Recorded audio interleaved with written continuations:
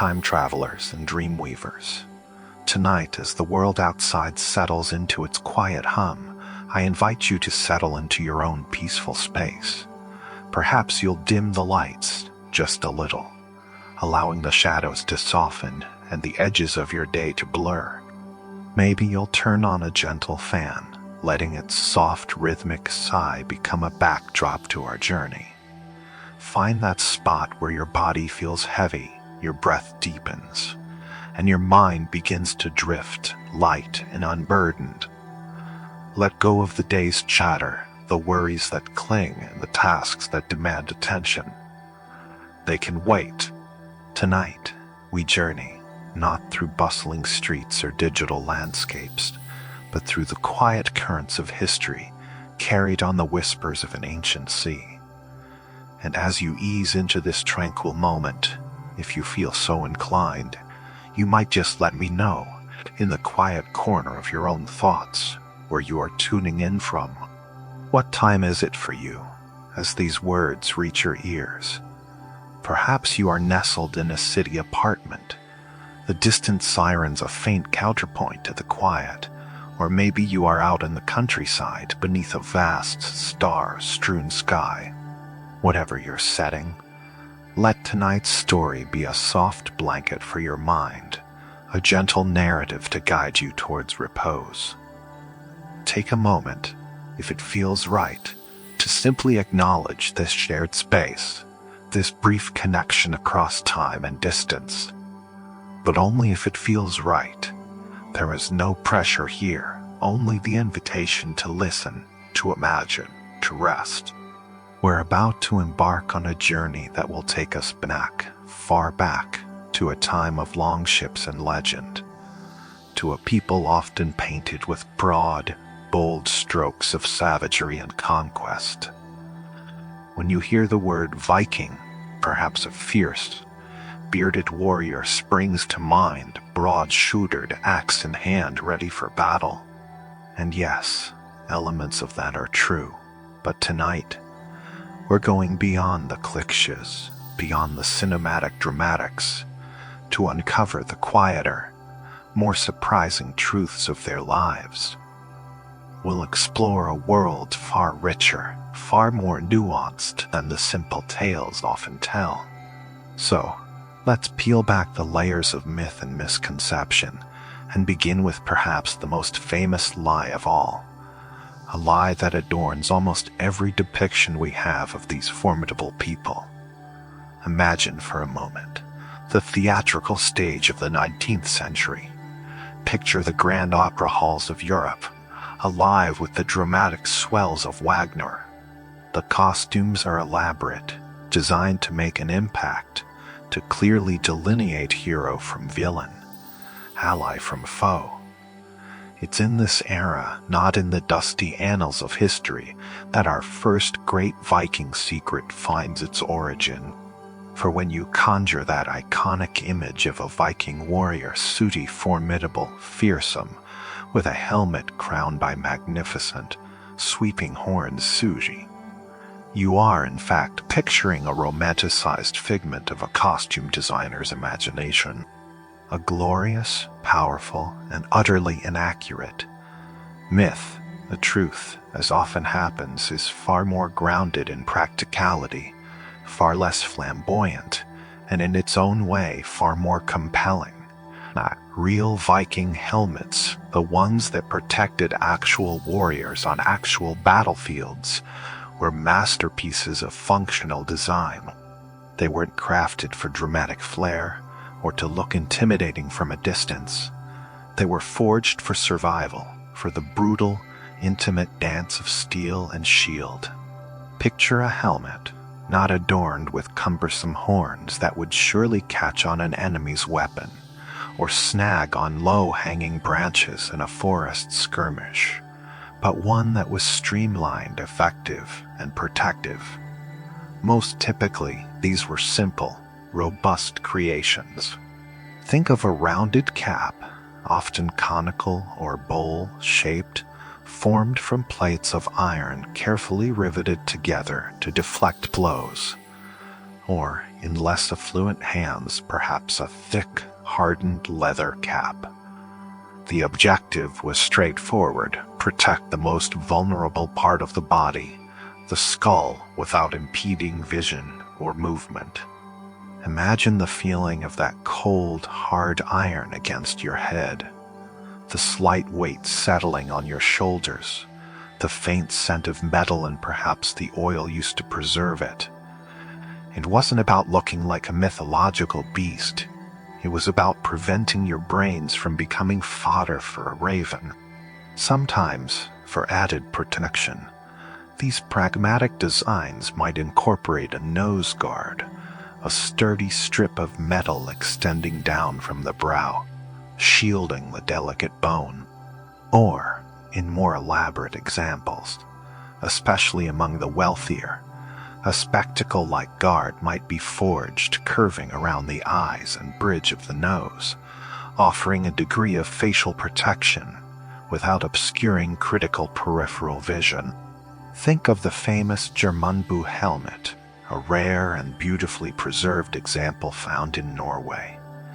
It's a marvel of craftsmanship, featuring a rounded cap and an iron mask that protects the eyes and nose, giving its wearer a stern, almost watchful appearance. There are no horns, no decorative flourishes that would compromise its primary function. Its beauty lies in its unyielding strength, its intelligent design, its silent promise of protection. Consider the harsh realities of combat in the Viking Age. Battles were often fought in close quarters, a tangle of bodies, shields, and weapons. Picture the chaos, the desperate thrusts and parries, the clashing of axes and swords. In such a maelstrom, anything protruding from a helmet would be a fatal liability. A horn would be a perfect handle for an enemy to grasp, to twist, to pull the wearer off balance, leaving them exposed to a swift, brutal end. The clatter of metal, the grunt of effort, the sharp cries, these were the sounds of real Viking warfare, not the melodramatic crescendos of an opera. So, let the horns of myth drift away, like mist over a fjord, and embrace the elegant, brutal truth of functional, unadorned protection. It's a helmet designed by necessity, not fantasy, whispering tales of survival rather than showmanship. Now, let's gently dismantle another widespread notion, one that often paints the Vikings as a singular, monolithic race or nation, a unified force sweeping across Europe with a singular purpose. Tonight, we understand that the term Viking is far more fluid, far more dynamic than a simple ethnic label. It is not about sudi who they were, but often about sudi why tud they did. In the ancient Norse language, the word Viking wasn't a noun describing a people, but more akin to a verb, an activity, an endeavor. It meant to go on an expedition or to engage in raiding. It was a choice, a seasonal undertaking, a job description for a period of their lives, not the totality of their identity. Imagine, if you will, the gentle rhythm of daily life in the scattered settlements across Scandinavia. The vast majority of these individuals, the people we retroactively call Vikings, were first and foremost something else entirely. They were the Norse people, inhabitants of the northern lands, with lives deeply intertwined with the land and the sea around them. They woke with the Pernil dawn, not to the clang of battle horns, but to the calls of livestock, the soft crackle of a morning fire, the familiar scent of wood, smoke mingling with the damp earth. These were the skilled farmers, their hands calloused from tilling the soil, planting barley and oats in the brief but surprisingly fertile summer months. Picture the gentle sway of ripening grain under the long golden Scandinavian sun, the quiet satisfaction of a good harvest. They were artisans, their fingers nimble, carving intricate patterns into wood, shaping metal into functional tools and beautiful adornments. Listen for the distant tap-tap of a hammer, the whisper of a chisel against timber, the focused hum of creative work. They were fishermen, braving the cold, choppy waters of the fjords and seas, pulling sustenance from the depths, the smell of salt and fresh fish a constant companion. Imagine the rhythmic pull of a net, the splash of a caught fish, the creak of a small boat on the waves. And they were astute traders, navigating complex networks of exchange, journeying eastward along vast river systems, westward across open oceans, bartering furs, amber, and sometimes even slaves for silver, silk, and spices. Picture the bustling atmosphere of a market, the murmur of voices speaking different tongues, the glint of exotic goods. These were their primary identities. These were the roles that defined their communities, their families, their daily routines for much of the year. The farmer tilled his fields. The smith forged his iron. The weaver spun her wool. It was only when the longships were readied, when the crew was gathered, when the sails unfurled and the prow cut through the waves towards distant shores, whether for exploration, for trade, or for the grim purpose of raiding Fu, that these Norse people temporarily took on the mantle of Vikings. It was a seasonal venture, often driven by necessity, by ambition, or by a thirst for adventure, not a permanent state of being. Think of it as a specialized profession, perhaps like a sailor embarking on a long voyage, or a merchant setting out on a trade expedition. They might spend months or even years Viking across the seas, but eventually, most returned to their homesteads, to their families, to their primary identities as farmers, artisans, and members of their local communities. The fierce warrior with the axe was also, very likely, the same man who had carefully tended his livestock, repaired his roof, or carved toys for his children. This duality, this fluidity of identity, reveals a people far more complex than the one-dimensional raiders, often depicted, reminding us that history rarely fits neatly into convenient boxes. It's a subtle shift in perspective, but a profound one, allowing us to see not just the dramatic events, but the rich tapestry of ordinary lives that underpinned an extraordinary era. As you drift deeper into this historical reverie, let's dispel another lingering misconception, one that paints the Viking homeland as a perpetually frozen, barren expanse, a land of endless ice and snow, fit only for the hardiest of souls.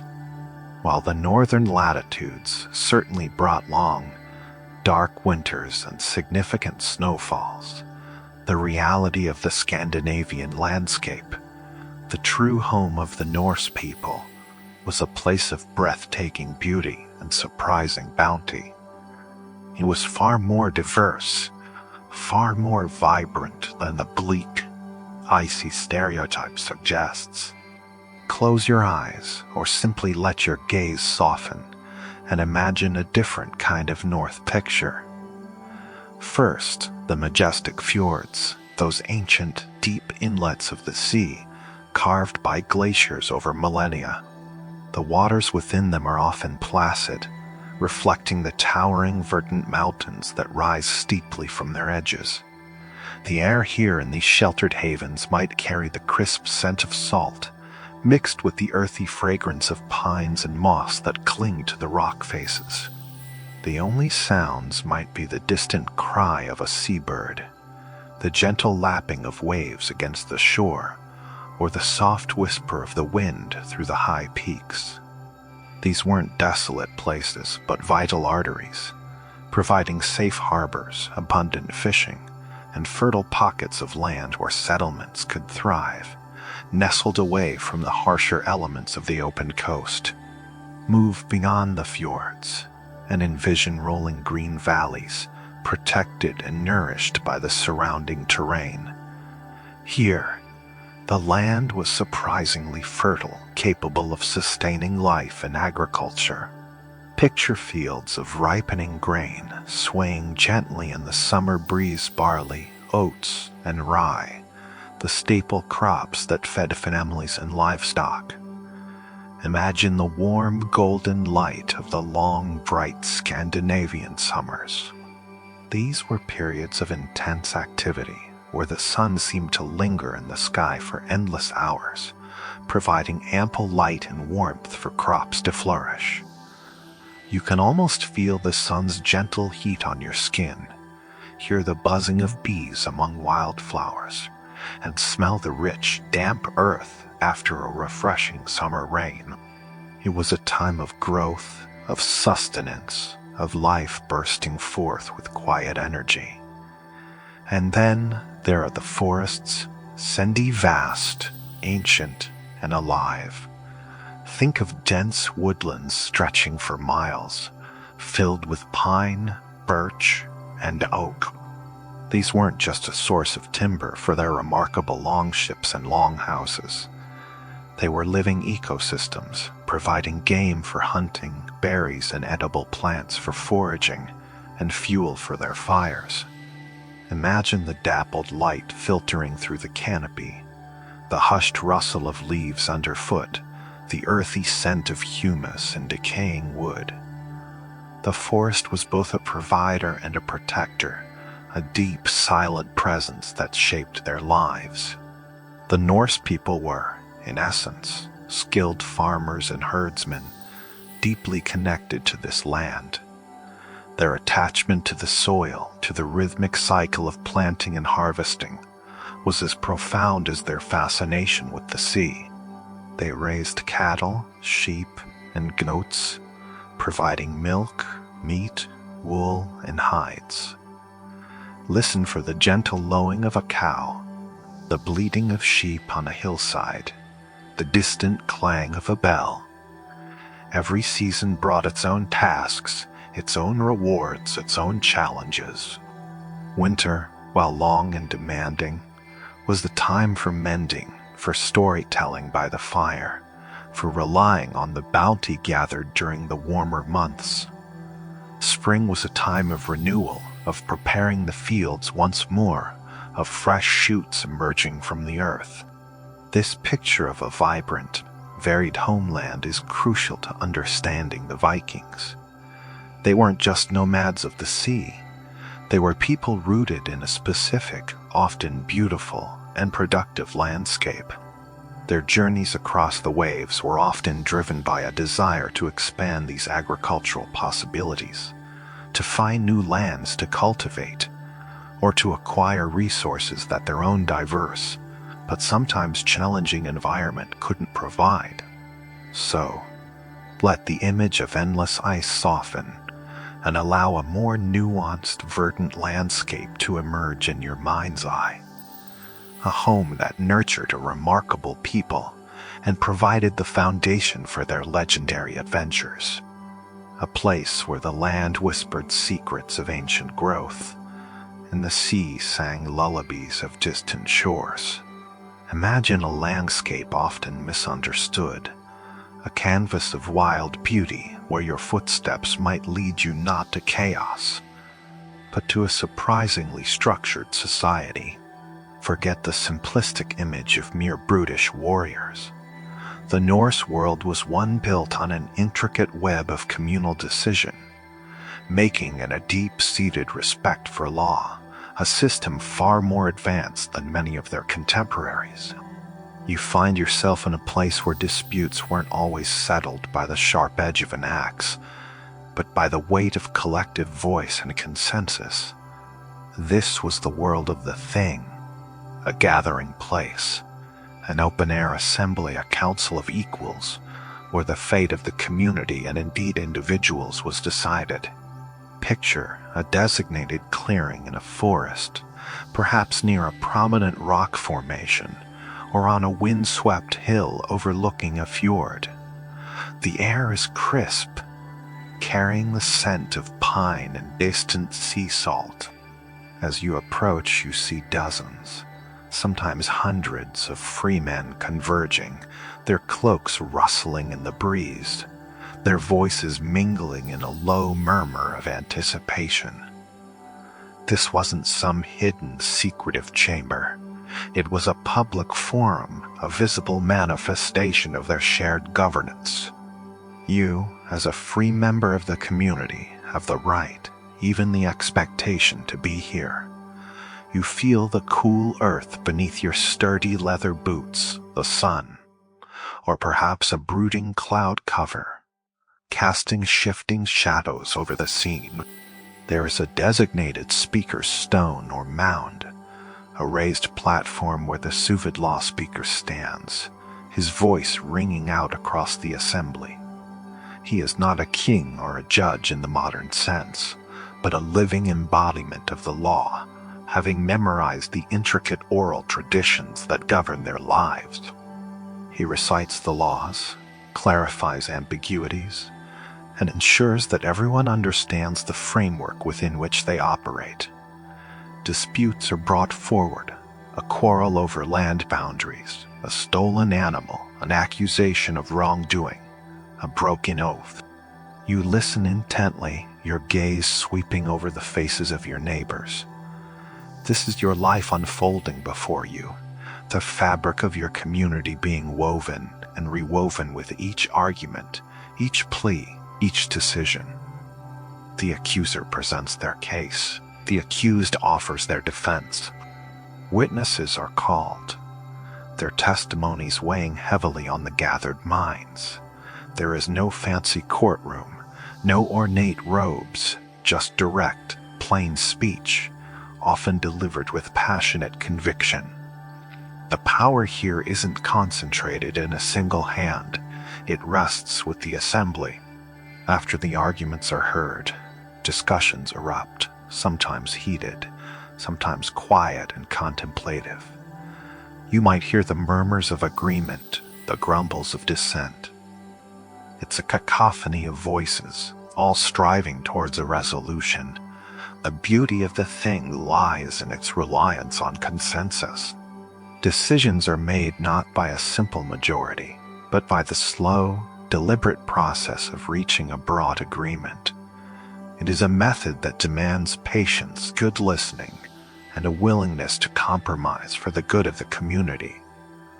Imagine the feeling of collective responsibility, the knowledge that your voice, the one among many, contributes to the shaping of your world. If a judgment is passed, whether it be a fine, compensation, or in rare, severe cases, outlawry, meaning banishment from the community and its protection, it is understood to be the will of the thing. There are no prisons, no police force to enforce these rulings in the modern sense. Enforcement relies on social pressure, family honor, and the binding power of the community's collective will. An outlaw is a marked man stripped of identity and safety, a profound punishment in a world where survival depends on belonging. This system, though seemingly ancient, echoes with surprisingly modern sensibilities. It prefigures elements of parliamentary democracy, a testament to a people who understood the value of shared governance and accountability. It taught you to articulate your thoughts, to listen critically, and to abide by decisions that might not always be in your immediate favor, but which ultimately maintain the delicate balance of your Norse world. It was a world of laws, not merely of raids and sagas, a structured reality that provided a stable foundation for their ambitious voyages and settled lives. As the thing slowly disperses, leaving the clearing quiet once more, you carry with you the weight and wisdom of shared justice, a deeply ingrained understanding of community and order. You might be forgiven for imagining a Viking as a rough, unkempt figure, perhaps smelling of brine and sweat, with a thick beard perpetually caked in grime. After all, the popular imagery often paints them as wild, untamed barbarians, more concerned with battle and plunder than with personal appearance. But tonight, let that image gently fade, replaced by a far more nuanced and, frankly, cleaner reality. Because the truth is, the Norse people, those who became the legendary Vikings, were surprisingly meticulous about their personal hygiene, a trait that set them apart from many of their European neighbors, and even earned them a peculiar reputation. Consider a typical morning in a Norse household. The sun is just beginning to paint the sky with hues of gray and soft rose, or perhaps a long winter night still holds the land in its grip. Your daily routine might involve attending to the animals, preparing a simple meal, but it also includes a deliberate ritual of grooming. In your hand, you hold a finely carved comb, often made of bone or antler, its teeth surprisingly delicate and effective. You draw it through your hair, removing tangles, perhaps even styling it with a practical braid or a neat tie. And for the men, that magnificent beard. It's not just for show, it's carefully maintained, combed, perhaps even trimmed with a small, sharp blade. Archaeologists, digging through ancient Viking settlements and burial mounds, have unearthed a fascinating array of personal grooming tools. It's not just a stray comb here and there. It's a veritable toolkit of cleanliness. Sturdy bone combs, often intricately decorated, meant for both hair and beard, small, sharp iron razors for shaving, tweezers for plucking stray hairs, and even specialized ear spoons designed for meticulous cleanup. These aren't crude, makeshift implements. They are well-crafted, designed with purpose and care, reflecting the importance placed on these daily rituals. Imagine the smooth, cool feel of a polished bone comb against your scalp.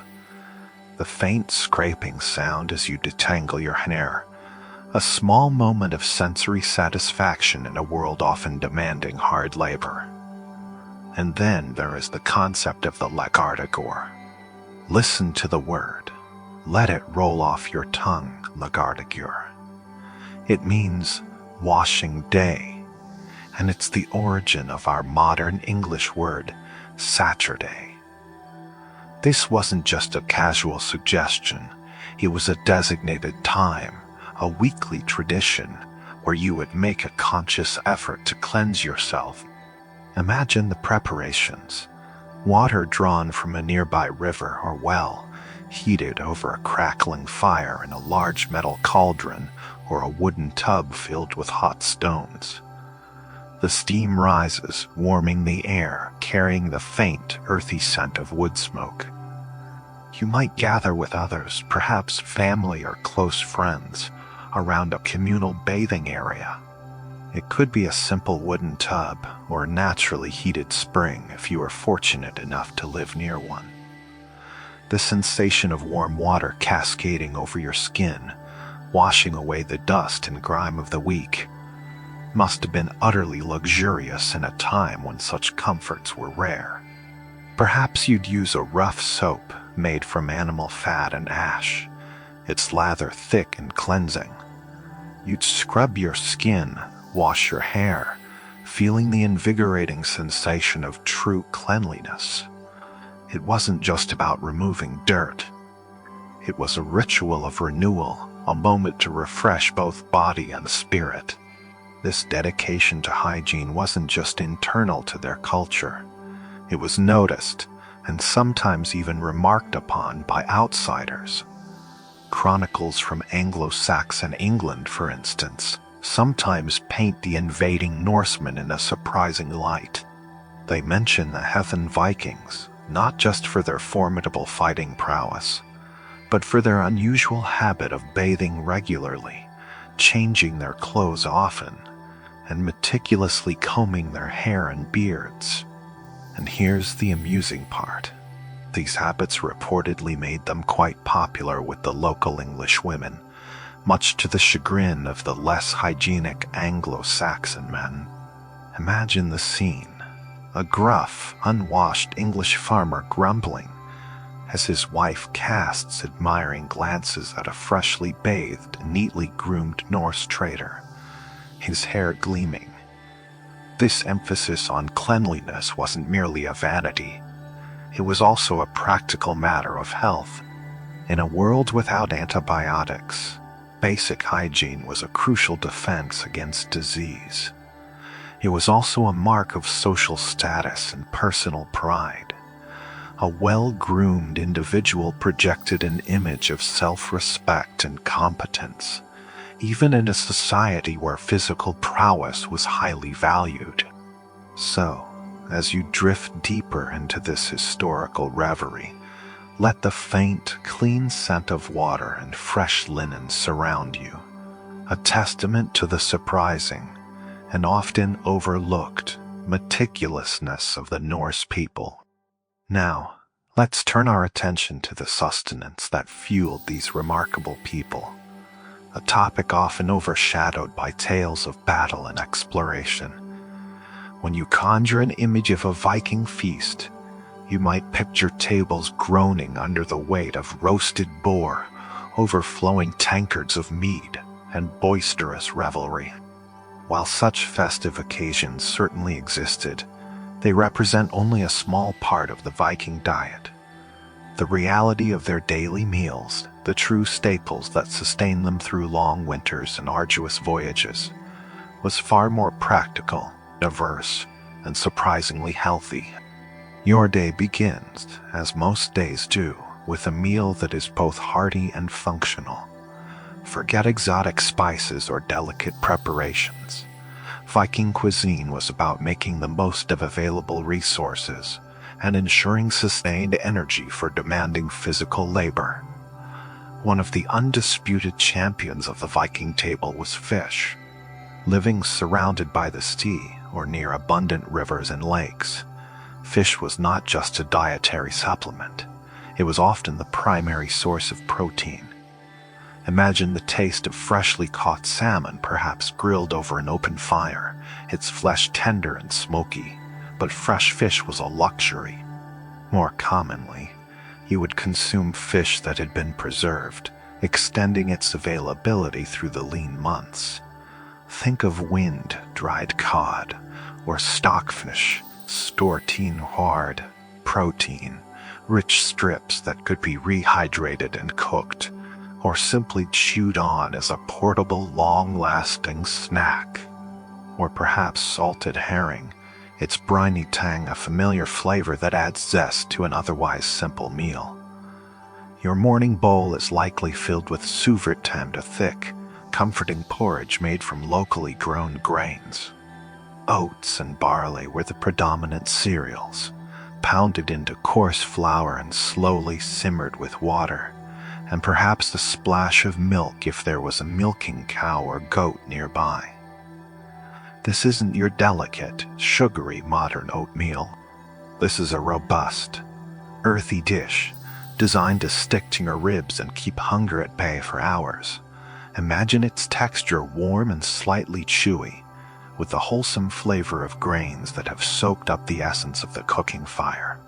Sometimes, wild berries gathered from the surrounding forests during the summer thindy blueberries, lingonberries, cranberries, tundi, would be stirred in, adding a welcome burst of sweetness and vital vitamins. It's a simple meal, yes, but profoundly nourishing, a grounding presence in your daily routine. Another cornerstone of the Norse diet, especially in areas like Iceland, was seinsknir. This fermented dairy product, similar to a thick, tangy yogurt or quark, provided a vital source of protein and calcium. Imagine its creamy texture, its refreshing tartness, perhaps enjoyed plain or sweetened with a drizzle of wild honey. It was a food born of necessity, a clever way to preserve milk, but also a delicious and incredibly healthy addition to their diet. skyr could be eaten on its own, mixed with berries, or even used as an accompaniment to other dishes. The Viking diet was also rich in foraged and cultivated vegetables. Despite the northern climes, they were skilled farmers. Cabbages, onions, leeks, and various root vegetables like carrots and turnips were grown in their fertile fields or gardens. Imagine pulling a crisp cabbage from the earth, its leaves still cool and dewy, destined to be added to a stew or simply eaten raw. Wild herbs and leafy greens were gathered from the forests and meadows, adding flavor and medicinal properties to their meals. During the warmer months, the forests also yielded a bounty of wild berries, nuts, and mushrooms, carefully harvested and preserved for winter. Meat, while highly prized, was often reserved for special occasions or consumed in smaller portions. Domesticated animals like sheep, goats, pigs, and cattle provided not just meat, but also milk, cheese, and wool. Hunting supplemented their diet with venison, wild fowl, and even seal or whale meat in coastal communities. But for the average person, a daily steak was an unimaginable luxury. Instead, meat might be present in a thick, long-simmered stew, a precious addition that stretched its flavor and nutrients. Bread, usually a flatbread made from coarse rye or barley flour, was also a staple. It wasn't the fluffy white bread we know today, but rather dense, chewy, and highly nutritious. Imagine breaking off a piece of this rustic bread, its texture substantial, its taste earthy, perfect for soaking up the juices of a stew or accompanying a piece of dried fish. So, as you envision the Viking table, let go of the extremes. It was not always lavish feasting, nor was it a diet of grim deprivation. It was a diet of resourceful adaptation, of making the most of the land and sea, of preserving summer's bounty for winter's lean times. It was a diet that sustained powerful warriors and industrious farmers, allowing them to thrive in a challenging environment.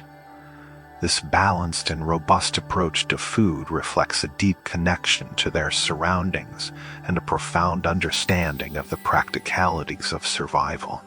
In a world so often painted as brutally male-dominated, the whispers from the Viking Age tell a different tale, one of surprising power held by the women who kept the hearth burning and the longhouse thriving.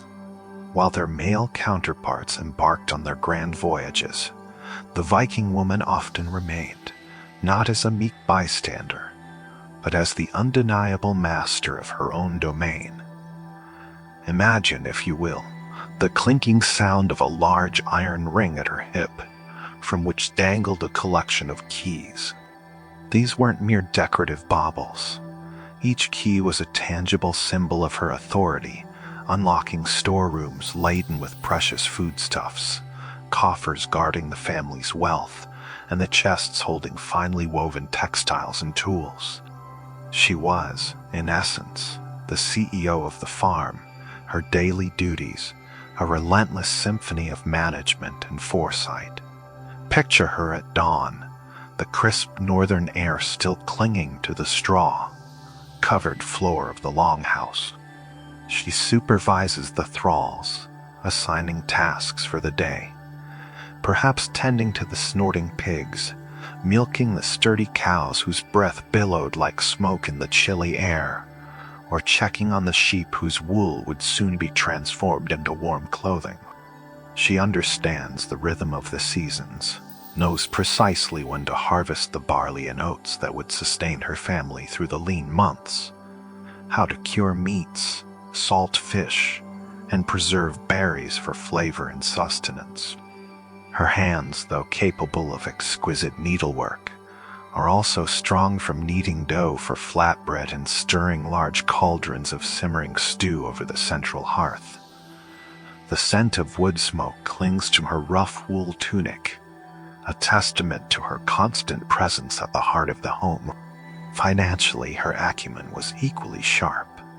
While men might bring back exotic goods from distant shores, it was often the women who managed the intricate local trade networks, bartering furs and dairy products for tools or other necessities. She held sway over the domestic economy, her decisions directly impacting the family's survival and prosperity. This wasn't merely a passive role. It required active engagement, shrewd negotiation, and an intimate knowledge of what her family needed and what the land could provide. Perhaps most astonishing, when compared to the restricted lives of women in many contemporary European societies, was the Viking woman's right to divorce. Should a marriage prove untenable, a woman could, with relative ease, initiate the separation. This wasn't a hushed, shameful affair hidden behind closed doors. It was a recognized legal process. She could declare her intent, often in front of witnesses, and crucially, she had the right to take back her dowry and any property she brought into the marriage.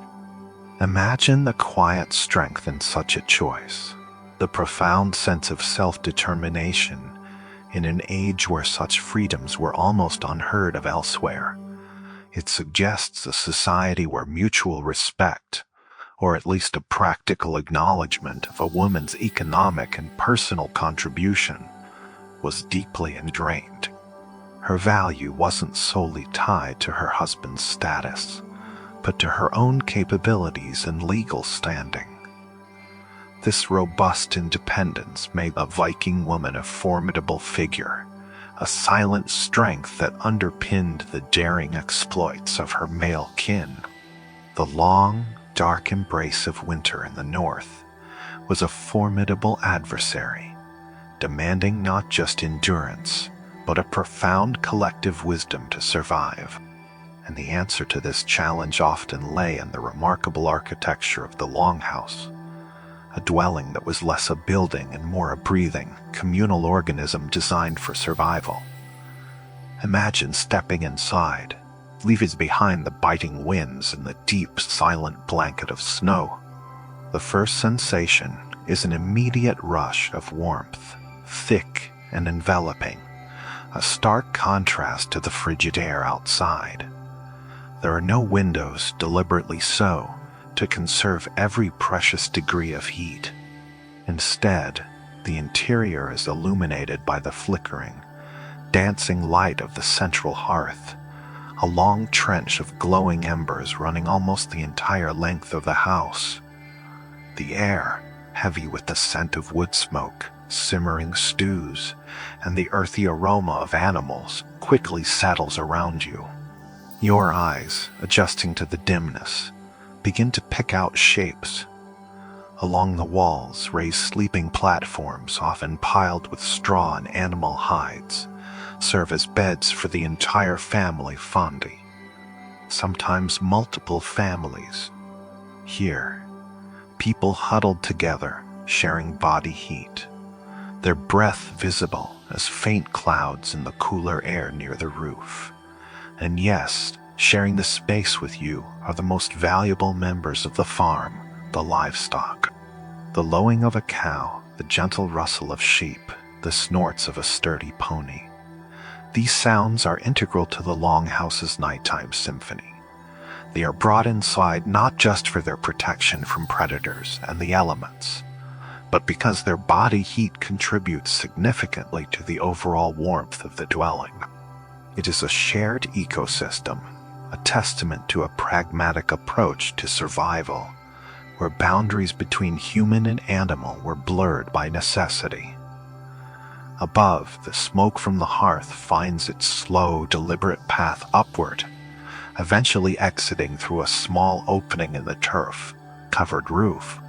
This opening, though essential for ventilation, also allowed glimpses of the star-studded winter sky, a constant reminder of the vast, cold universe beyond their warm refuge. Around the hearth, activities unfold. Hands, made nimble by years of practice, mend fishing nets, carve wooden tools, or spin wool into yarn.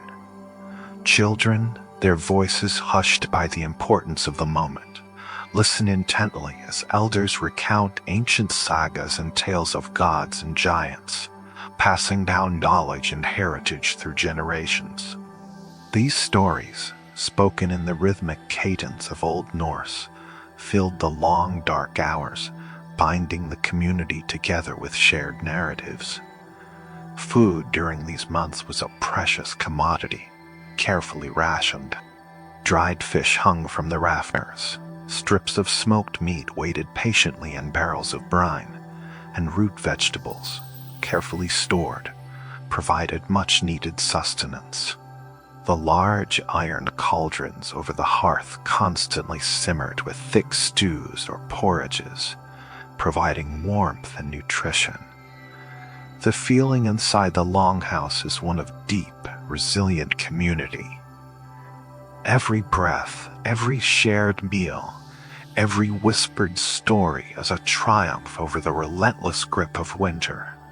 It is a place of profound interdependence, where the individual survival is inextricably linked to the warmth and spirit of the collective. The simple, sturdy timbers of the longhouse bore witness to generations of unwavering fortitude, a defiant stand against the encroaching cold, patiently awaiting the sun's slow return and the promise of spring. For the hardy Norse people, dwelling in a land often swallowed by deep snow for months on end, what we now consider a leisure activity was, in fact, an absolute necessity: skiing. Imagine a world where the thick, pristine blanket of snow, stretching for miles across frozen fjords and through dense pine forests, wasn't an obstacle, but a highway. These were not the sleek, fiberglass skis of today, but rather long, sturdy planks of wood, often crafted from ash or pine, their underside sometimes covered with sealskin or horsehide.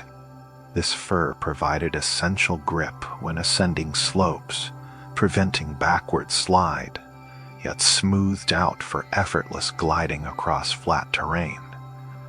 Your feet, bound simply with leather straps, would feel the cold resistance of the snow with every push. Picture a lone figure, perhaps a hunter, moving with an almost silent grace across the hushed, snow-laden landscape. The only sounds are the rhythmic swish of the wooden planks over the snow and the faint crunch of the wooden poles pushing against the icy surface. He's not seeking thrills or a downhill rush. He is tracking game suiting. Perhaps a reindeer whose hooves leave telltale imprints in the snow, or a fox whose bright fur stands out against the white. His survival and that of his family depends on this skill, on his ability to navigate this unforgiving environment. Without skis, travel would be agonizingly slow, perhaps even impossible, condemning him to isolation and potential starvation. Beyond hunting, the skis were the primary mode of transport. Messengers would carry vital news between scattered settlements, their journey made possible only by these wooden extensions of their feet. Traders, laden with furs and other goods, would traverse vast distances, the rhythmic exertion building heat against the biting cold.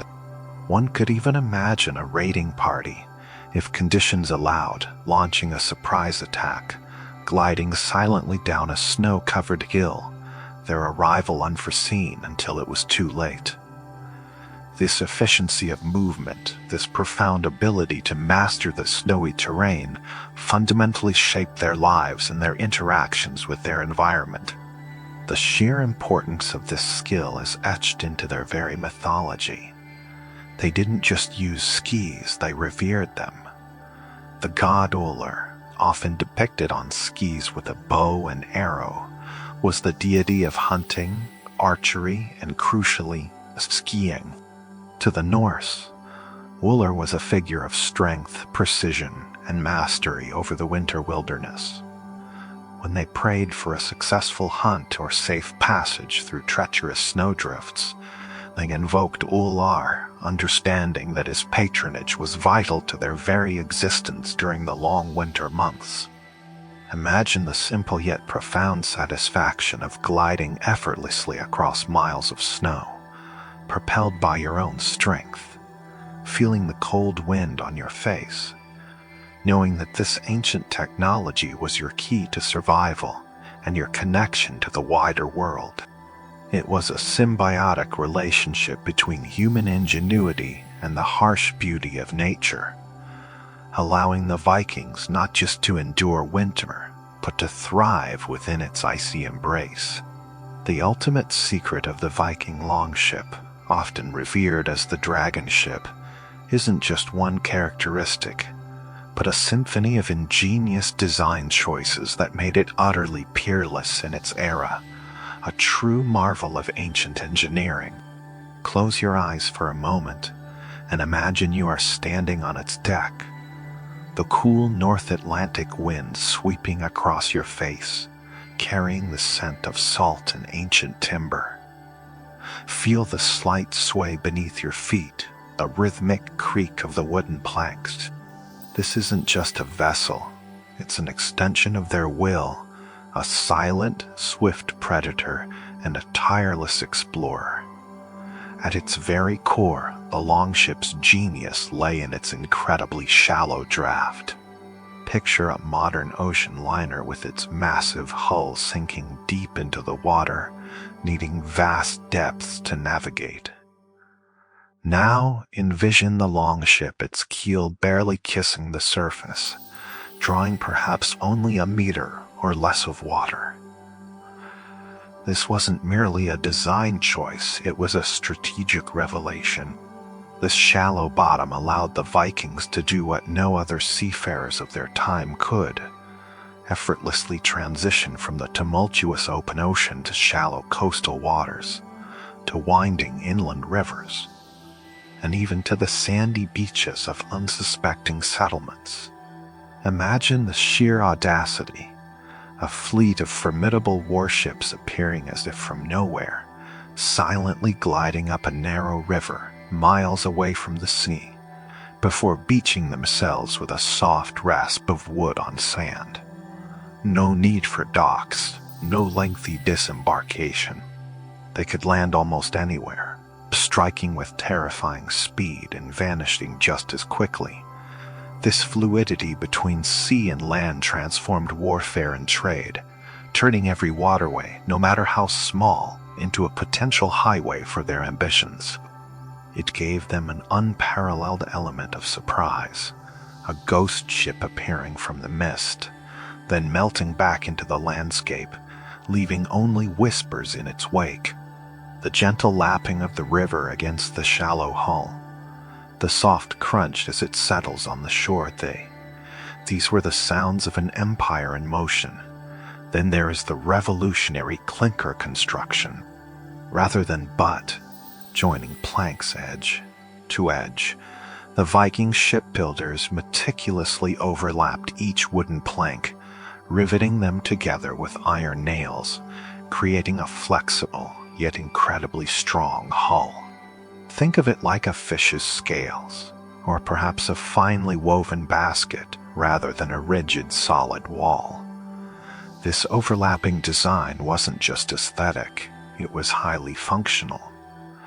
As the Longship cut through the churning waves of the North Sea, the hull wasn't stiff and unyielding, it was supple. It would flex and twist with the force of the ocean, absorbing the shock of the waves rather than resisting them, preventing the wood from splintering and breaking apart under immense stress. This inherent elasticity meant the Longship was remarkably seaworthy, able to withstand storms that would shatter more conventionally built vessels. The timbers, often oak or pine, were carefully split along their grain, maintaining the wood's natural strength, creating planks that were both light and resilient. The ship seemed to breathe with the sea, a living entity, dancing with the elements, the soft groans and creaks of its timbers a lullaby to those on board, lulling them with the promise of safe passage.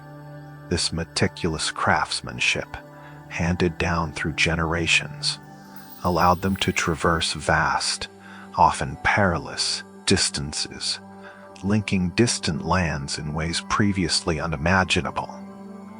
And finally observe the unique symmetry of the longship.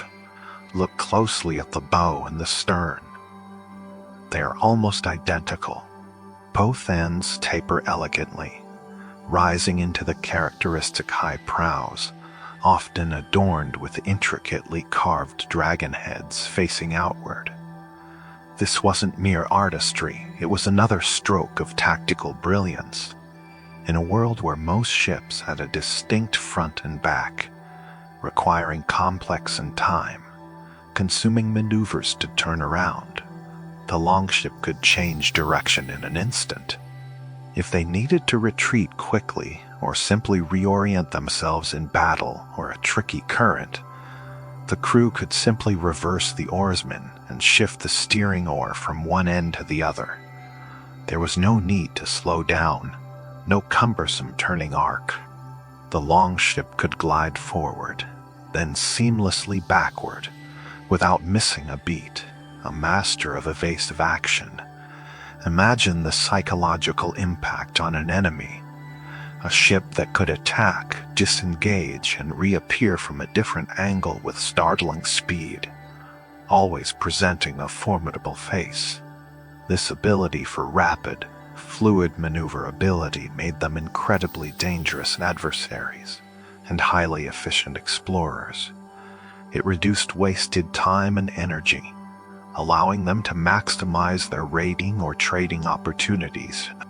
The wind whispers past the identical curves of the hull, blurring the line between advance and retreat, a testament to their profound understanding of practicality and strategic advantage. The whisper of the oars pulling in unison, a steady hypnotic rhythm carrying them across the waters. Now, imagine the vast, open ocean, a canvas of endless gray under a sky shrouded in thick, impenetrable clouds. The sun, our familiar guide, is utterly hidden, and the stars, those pinpricks of light that map our heavens, are nowhere to be seen. How, then, did the Vikings, with no compasses or modern instruments, navigate these immense, featureless expanses, journeying from the fjords of Scandinavia to the distant shores of Greenland, Iceland, and even North America? The answer, shrouded in a mist as thick as any sea fog, lies in a legendary object known only as the Sunstone. Allow your mind to drift back to this ancient enigma, a secret whispered through time. The sagas, those epic tales of Viking heroes and their incredible journeys, speak of a magical stone held up to the sky, could reveal the sun's position even on the cloudiest of days. For centuries, this was dismissed as a mere myth, a poetic embellishment of their remarkable seafaring prowess. But modern scientific exploration suggests that there might be a kernel of truth, a profound understanding of natural phenomena behind this ancient legend. Researchers believe this fabled sunstone was likely a type of crystal, possibly a form of calcite known as Iceland spar. Picture yourself, a Viking navigator, peering out over the restless waves. The sky is a uniform, milky white, offering no clue to the sun's whereabouts. You reach into a pouch, retrieving a small, translucent stone, cool and smooth against your palm.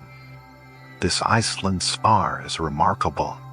It possesses a property called birefringence, or double refraction, meaning that when light passes through it, it splits into two distinct rays. More importantly, it can detect polarized light. Even when the sun itself is hidden, its light, as it scatters through the atmosphere, retains a distinct polarization pattern in the sky. Hold the stone up towards the heavens. Turn it slowly, rotating it in a deliberate, methodical sweep. As you do, you observe something extraordinary. The light passing through the crystal changes, subtly darkening or brightening. You might see two images appear, or notice variations in color or intensity. By meticulously searching for the point where the light transmission is either brightest or darkest, where the crystal seems to extinguish one of the light rays, you can pinpoint the sun's exact azimuth, its horizontal direction, even when it is utterly invisible to the naked eye. It's a precise and delicate dance of light and perception. This was no crude trick, it was a sophisticated application of optics, a testament to their keen observational skills and empirical knowledge of the natural world. It required patience, a steady hand, and an intimate understanding of the sky's subtle nuances. Imagine the relief, the quiet triumph as the navigator, after moments of focused concentration, confidently points the way forward, trusting in the silent wisdom of the stone. This ability to navigate in challenging conditions, where others would be hopelessly lost, opened up new worlds for the Vikings, allowing them to push the boundaries of known exploration far beyond their contemporaries. It connected them to the vastness above and below, a delicate bridge between the unknown and the precisely calculated path. The Sunstone, a silent whisper from the cosmos, guided their longships across the world's most formidable oceans, a jewel of practical magic held in a weathered hand. The subtle shimmer of light through the crystal, a quiet revelation on the expansive, featureless sea. Now, let's allow the image of the fearless raider, axe in hand, to gently fade from your mind for a moment. Instead, close your eyes and picture a different scene, a bustling marketplace, a cacophony of languages and the scent of exotic spices mingling with familiar wood smoke. For while the Vikings' reputation for raiding is undeniably part of their story, it obscures another, equally significant, and perhaps even more enduring aspect of their identity. They were also incredibly astute and ambitious traders. Far from being mere pirates, they were the ultimate entrepreneurs of their age, forging vast, intricate trade networks that spanned continents, linking the wild north with the opulent empires of the east and the burgeoning kingdoms of the west. Imagine their longships, not filled with warriors and plunder, but laden with valuable cargo, their sails billowing as they navigated treacherous rivers and open seas. Their trade routes stretched astonishingly far. To the east, they ventured deep into the vast river systems of what is now Russia, establishing trading posts and even founding new cities, giving rise to the very name Russia, from the Russ's Vikings. They followed the mighty Volga and Dnieper rivers, pushing southward to the rich markets of Constantinople, which they knew as Miklagar, the great city, and even further to Baghdad, the glittering heart of the Abbasid Caliphate, known to them as Circland. What treasures did they carry in their holds on these epic journeys? From the dense forests and frozen tundras of the north, they brought highly coveted furs, the luxurious sable, the pristine ermine, the thick pelts of bears and wolves. They traded walrus farfary, prized for its strength and beauty, amber collected from the Baltic shores, and even falcons trained for hunting. Perhaps the most controversial, yet historically significant, export was slaves captured during their raids or acquired from other tribes. In return, from the sophisticated markets of the East, They acquired an incredible array of goods, vast quantities of silver dirhams from the Caliphate, which have been unearthed in astounding hordes across Scandinavia, speaking volumes of the sheer volume of this trade. They also brought back shimmering silks from China, aromatic spices, fine glassware, intricate jewelry, and skilled craftsmanship that influenced Viking art and culture. Imagine the vibrant colors of silk, the glint of silver coins, the exotic perfumes filling the air of a trading port, a world away from the familiar chill of the north. To the west, their ships plied the waters of the North Sea and the Atlantic, trading with Anglo-Saxon England, Francia, Ireland, and beyond. Here their primary exports included timber, dried fish, a vital commodity for long sea voyages, wool, and smelted iron. In exchange, they acquired wine, pottery, salt, luxury textiles, and finely crafted weapons from continental Europe. Their trading hubs grew into major cities, transforming places like Dublin and York into thriving commercial centers, testament to their entrepreneurial spirit. The sounds of negotiations, the clinking of weights on scales, the murmur of different languages converging. These were the daily rhythms of Viking commerce. This wasn't just opportunistic bartering. The Vikings were shrewd negotiators, keenly aware of supply and demand, capable of building lasting relationships, even with those they sometimes raided. They understood the value of reputation, the intricacies of exchange rates, and the critical importance of a safe passage. Their trading expeditions required immense courage, sophisticated navigation, and a deep understanding of cultural nuances. It truly highlights that the Viking was often a merchant first, calculating risks and rewards, seeking profit as much as plunder. The Longship, so iconic as a war vessel, was just as often a robust cargo ship, carrying the seeds of a global economy centuries before the term was even conceived. Their legacy, woven into the fabric of countless cultures, lives on not just in tales of battle, but in the echoes of distant markets and the quiet exchange of goods across vast, interconnected seas.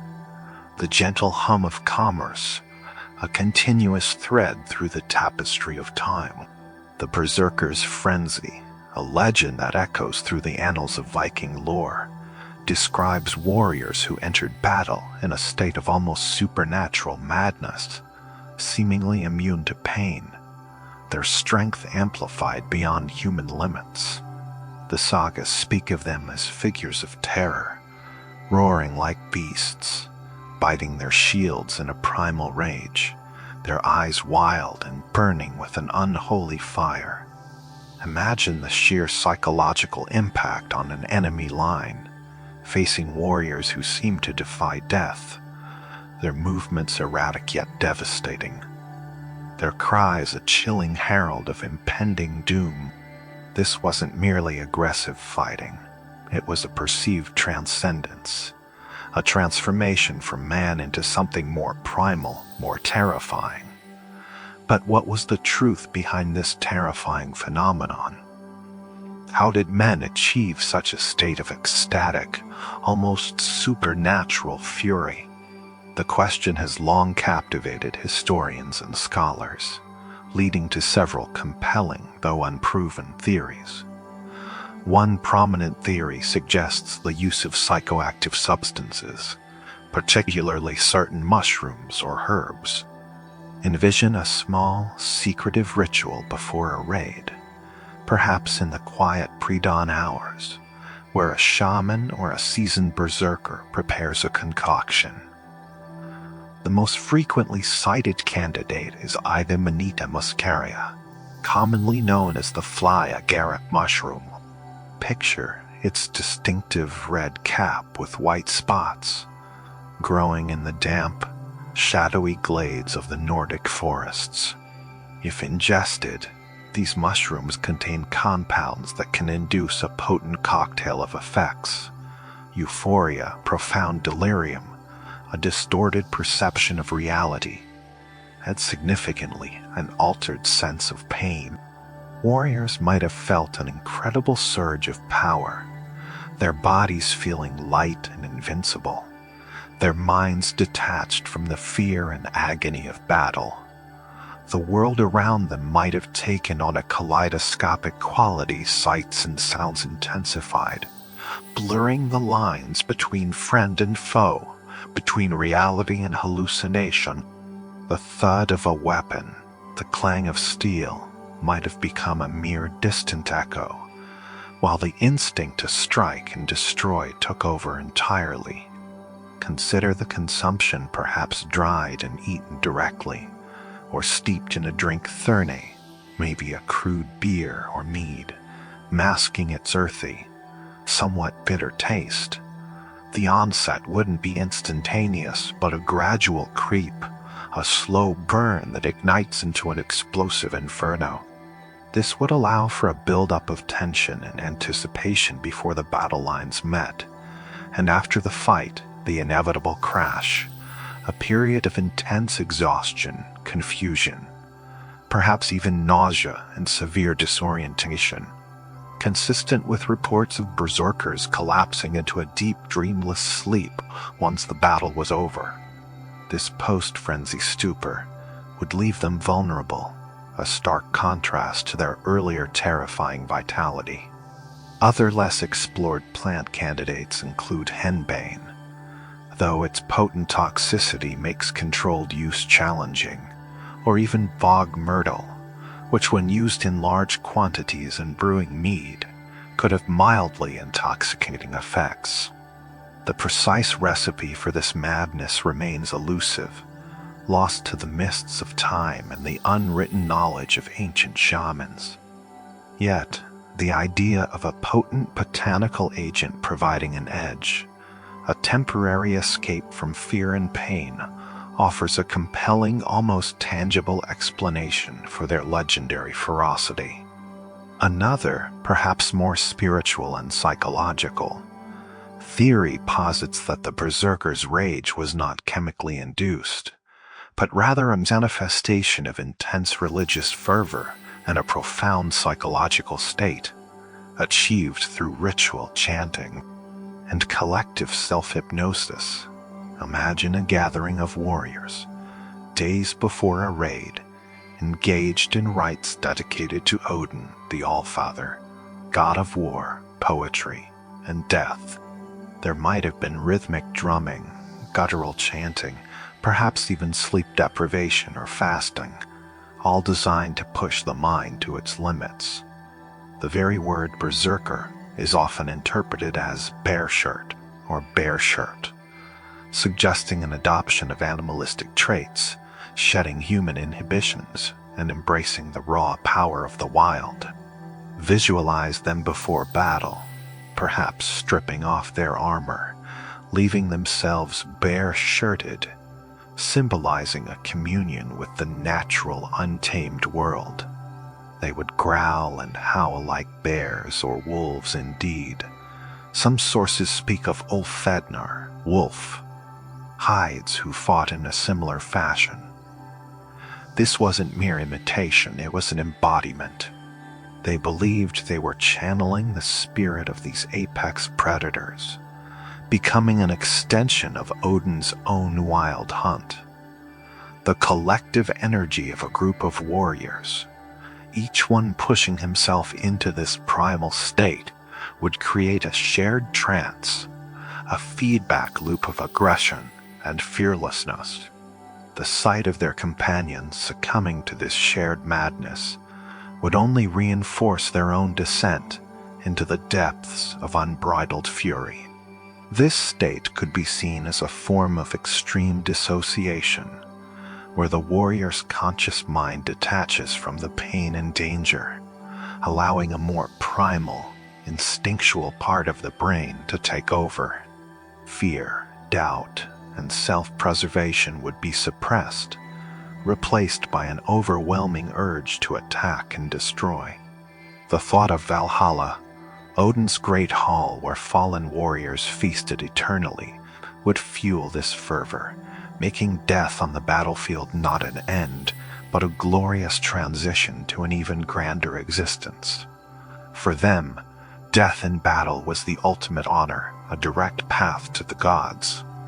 This belief system provided a powerful psychological shield, rendering them seemingly impervious to the fear that would paralyze lesser men. Ultimately, the truth might lie in a combination of these factors, a potent blend of mind-altering substances, intense spiritual belief, rigorous psychological conditioning, and the overwhelming adrenaline of battle. Regardless of its exact genesis, the image of the berserker remains a testament to the extreme lengths to which these warriors would go, whether by choice or induced fate, to achieve victory and forge their legend in the brutal crucible of combat. The precise secrets of their rage are lost to time, whispered only in the ancient sagas, leaving us to ponder the depths of human capacity for both terror and transcendence on the battlefield. Now, let us shift our gaze from the battlefields of rage to the vast, shimmering expanse of the Atlantic, where another incredible secret of the Viking Age lies buried not in ancient texts, but in the very soil of a distant continent.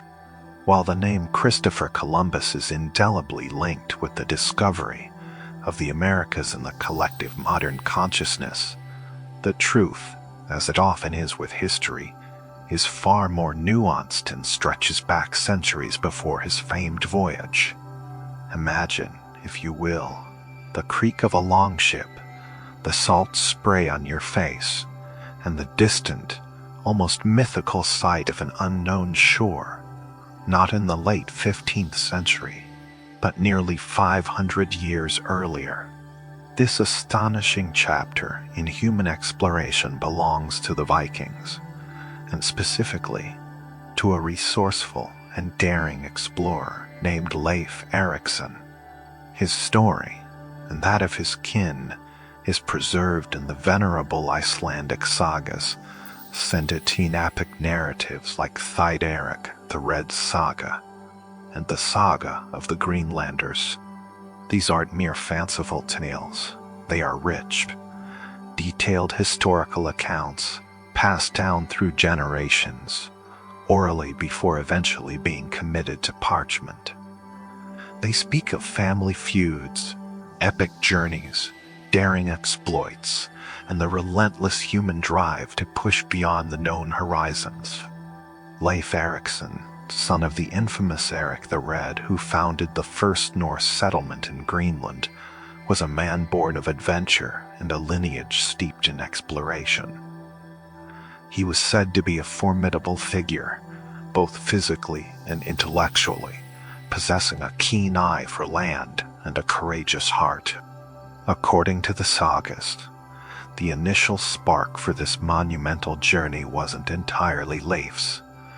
A merchant named Jarni Herjolfsson, while sailing from Iceland to Greenland, was blown off course by a storm. He sighted unfamiliar lands, heavily forested, unlike the barren coasts of Greenland, but chose not to land, eager to reach his intended destination.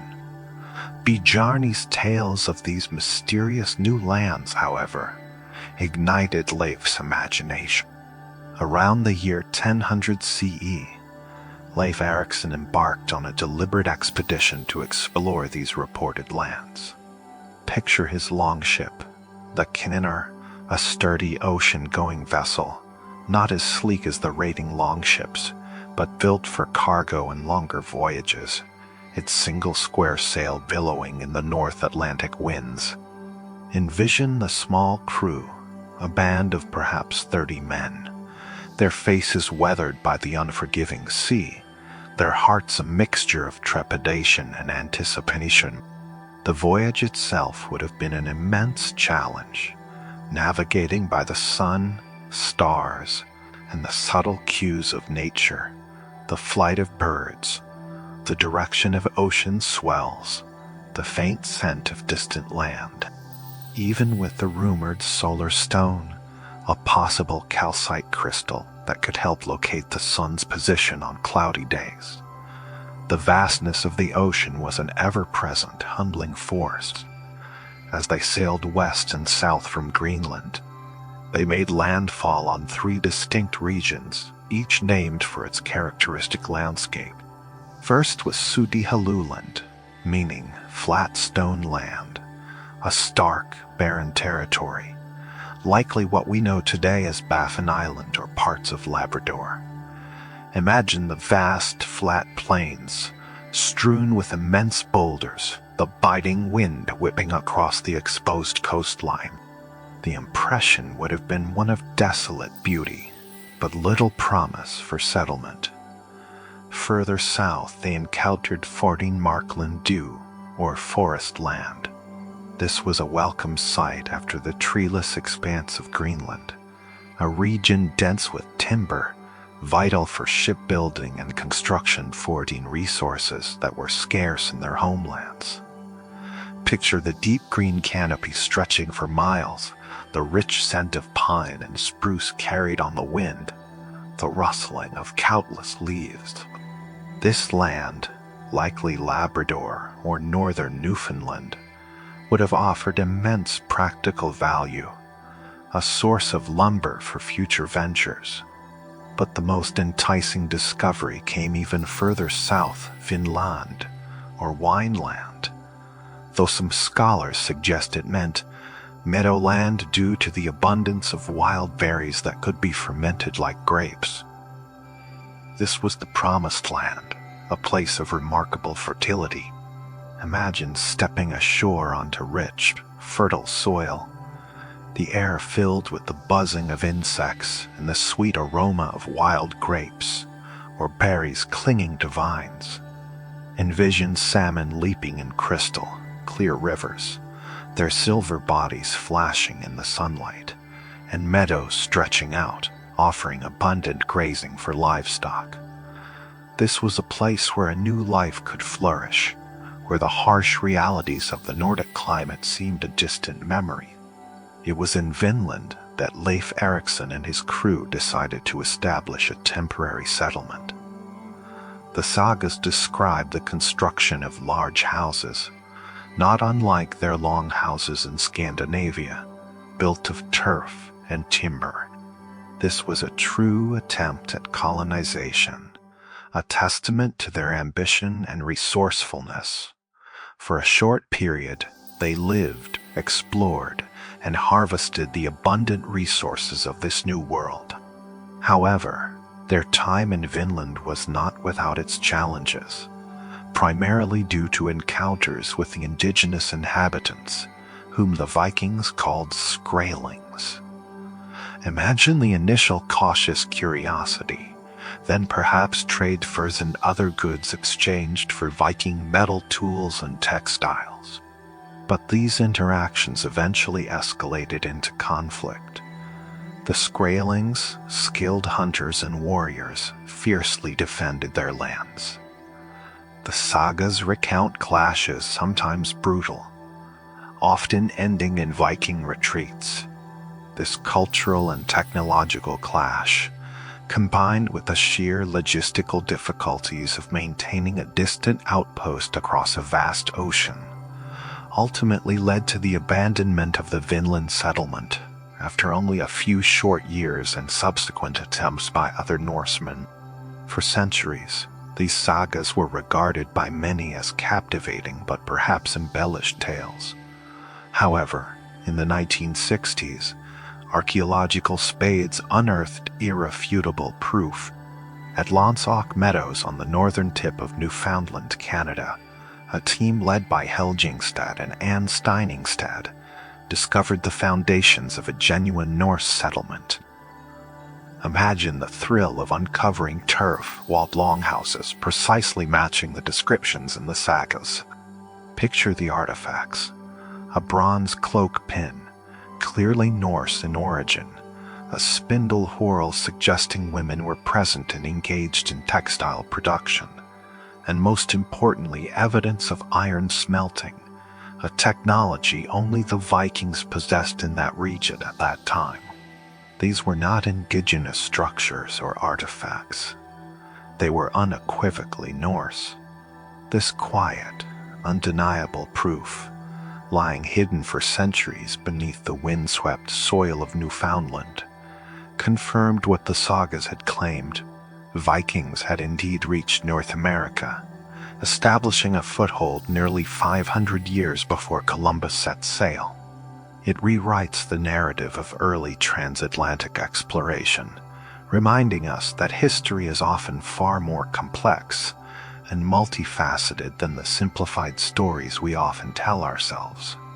It is a testament to the unparalleled seamanship and boundless curiosity of the Norse, a quiet revelation that reshapes our understanding of their incredible reach and their enduring legacy as truly global explorers. They didn't just raid, they sought new lands, new resources, and pushed the boundaries of the known world, driven by a spirit that resonates even today. As we consider the practicalities of their lives and the tools they carried, it is important to correct another persistent image, one largely shaped by popular media and fantasy. When you picture a Viking warrior, you likely conjure an image of a hulking figure, perhaps clad in chainmail, brandishing a massive gleaming sword.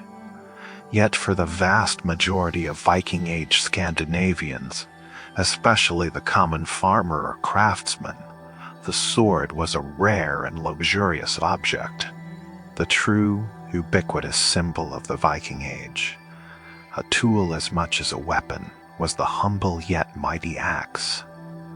Let's delve into the stark contrast between these two iconic implements. The sword was, first and foremost, a status symbol, a weapon of the elite. Imagine the intricate craftsmanship required to forge a Viking sword, a lengthy and highly skilled process involving many hours of labor. The finest blades were patterned, welded, a technique where strips of iron and steel were twisted, hammered, and folded multiple times, creating a laminated structure that was both flexible and incredibly strong, often revealing beautiful, wavy patterns on the finished blade. This process, known only to master smiths, was akin to creating a work of art. Finding and refining high-quality carbon steel was itself a challenge in the early medieval period. Now, visualize the finished product. A shining, double-edged blade, perhaps with a beautifully adorned hilt of silver, bronze, or even gold, sometimes inlaid with intricate patterns or runes believed to imbue it with magical protection or power. The balance of a well-made sword was exquisite, a natural extension of the warrior's arm, designed for swift cuts and thrusts, but such an object came with an exorbitant price tag. Owning a sword was equivalent to possessing several good cows or even a small farm. It was often a family heirloom passed down through generations, representing a lineage of wealth, power, and martial prowess. It marked its owner as a chieftain, a jarl, or at the very least, a prosperous freeman with the resources to commission such a formidable weapon and the leisure time to master its complex use. The psychological impact on an opponent facing a warrior, armed with a gleaming sword, especially one adorned with symbols of authority, would have been considerable, sending a clear signal of their elite status and deadly skill. In stark contrast, the axe was the everyman's companion, the indispensable tool found in virtually every Norse household. Imagine the daily life of a Viking farmer, the endless tasks that demanded a strong, sharp edge. The axe was essential for felling trees, the rhythmic thud echoing through the forest, the smell of fresh timber filling the air. It was used to split firewood, providing the warmth and comfort of a crackling fire in the long winter nights and the essential heat for cooking. It shaped the timber for longhouses, for palisades, for fences, for the very longships that carried them across oceans. Craftsmen used smaller, more refined axes for carving intricate designs on wood, from household furniture to the elaborate dragon heads adorning their ships. The beauty of the axe lay in its sheer versatility and accessibility. When the call to arms came, this essential daily tool was seamlessly transformed into a deadly weapon. It required no special forging process like a sword. A sturdy wooden handle and a well-made steel head were all that was needed. Its production was simpler, faster, and far less expensive, making it available to virtually any freeman who could afford a basic set of tools. But don't mistake its commonality for a lack of lethality. Viking axes came in a surprising variety of forms, each with its own advantages in combat.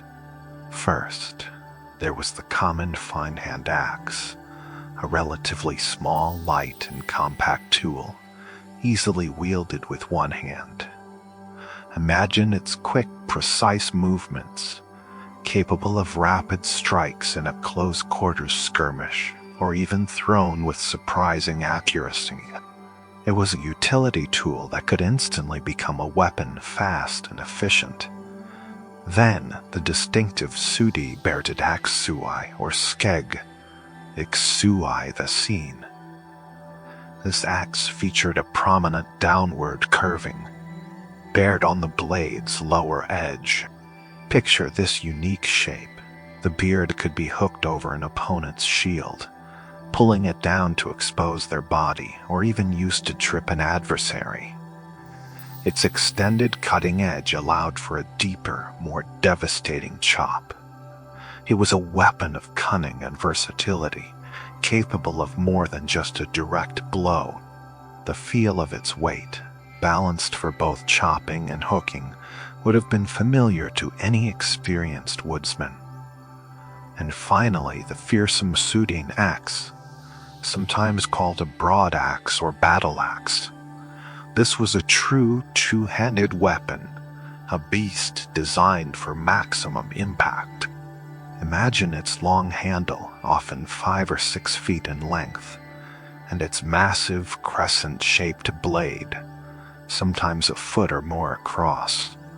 Wielding a Dane axe required immense strength and skill. It was a weapon that could not be used with a shield, forcing the warrior to rely on footwork and timing for defense. Picture the powerful sweeping arc of the blade as it was swung, capable of splitting shields, cleaving through armor, and delivering devastating, often fatal blows with astonishing force. The sound of a Dane axe striking a wooden shield, a sickening crack, would have instilled terror in any foe. The rhythm of its swing, heavy, deliberate movement was an art in itself. The axe's advantages as a weapon were manifold. It was cost-effective and universally accessible, ensuring that even the poorest freeman could contribute effectively to a raiding party or a defensive militia. Its raw power, particularly in the hands of a skilled warrior wielding a Dane axe, could overcome the most formidable defenses. And its versatility, Fornti, the ability to chop, hook, hack, and even block footy, made it a truly adaptable weapon.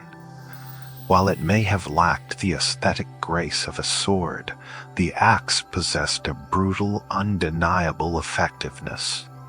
The axe, therefore, reflects the pragmatic, resourceful spirit of the Viking people. It was a tool of survival, a symbol of their connection to the land and its bounty, and an extension of their unwavering will in battle.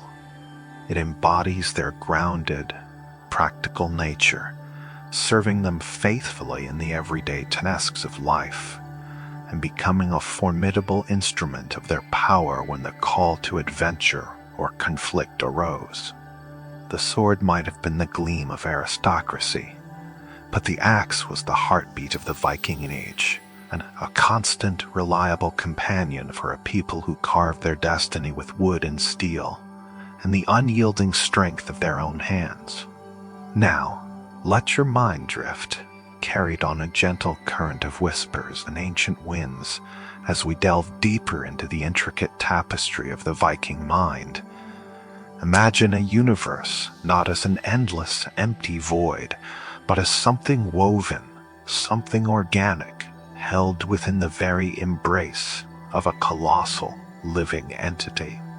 This is where we encounter the heart of their cosmos, Yggdrasil, the mighty world tree. Close your eyes and visualize this tree not merely as a tree, but as the pulsating axis of all existence. Its size is beyond comprehension, its presence so fundamental that the very concept of space and time seems to ripple from its vast trunk. Its roots, gnarled and thick as entire mountain ranges, plunge into the deepest, most primordial realms of the universe. One root descends into the icy mists of Niflheim, a place of silent, whispering cold, where the dragon Nidhogg eternally gnaws at its base, a constant, low hum of destruction that is paradoxically part of the tree's enduring life. Another reaches towards Jotunheim, the formidable realm of the frost giants, anchoring itself in frozen soil and ancient stone, where colossal forms move with slow, deliberate power. A third root drinks from the Well of Ur, a sacred spring guarded by the Norns, the fates themselves, who ceaselessly weave the destinies of all beings, their threads intertwining with the very fibers of Yggdrasil. You can almost feel the deep, resonant vibrations of these roots, absorbing wisdom from the oldest soils, channeling it upwards through the mighty trunk. And from this magnificent trunk, its bark a textured mosaic of ages, rise branches that stretch out, not just across a forest, but across entire dimensions, piercing the very fabric of existence. Each branch is a pathway, a highway, a shimmering bridge to one of the 9 worlds that collectively form the Viking universe. Imagine the sheer scale, the intricate network of connections, where gods and giants, elves and dwarves, humans and the forgotten dead all exist within this single, encompassing arboreal structure. Let's journey in our minds through these realms, each held aloft by Yggdrasil's boundless strength. At its highest, most glorious reaches, we find Asgard, the luminous home of the Ser-gods. Picture its golden halls, shimmering with light, the proud architecture of Valhalla and Bilskirnir, the Hall of Thor. The air here might feel crisp and clear, filled with the faint echoes of mighty feasts and heroic deeds, the clang of divine hammers, the laughter of the gods. Then, nestled closer to the heart, lies Midgard, our own world, the realm of humankind. Here, the colors are vibrant, the air thick with the scent of pine and wood smoke, the sounds of human endeavor Thindi, the distant ring of an axe, the rustle of leaves, the murmur of a river. This is the place where mortal lives unfold, protected yet always watched. Beyond Midgard, on different branches, are the other worlds. To the east, perhaps, lies Jotunheim, a land of rugged, icy mountains, echoing valleys and ancient forests where giants roam.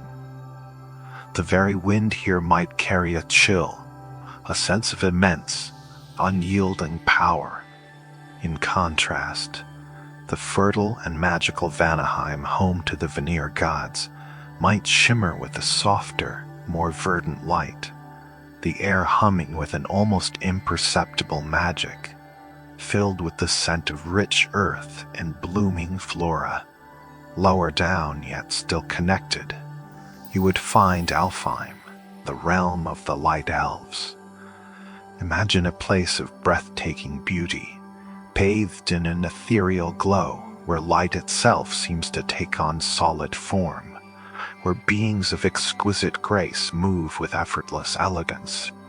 Their voices might sound like the rustle of silk or the chime of tiny bells, carrying an ancient wisdom. Beneath the earth, intertwined with the roots, lies Svartalfheim, the realm of the dark elves, or more commonly the dwarves. Here, the sounds are different. The steady foreign clink of hammers on metal, the forty hissy of forges, the rhythmic sooty tap-tap, tap of chisels against rock.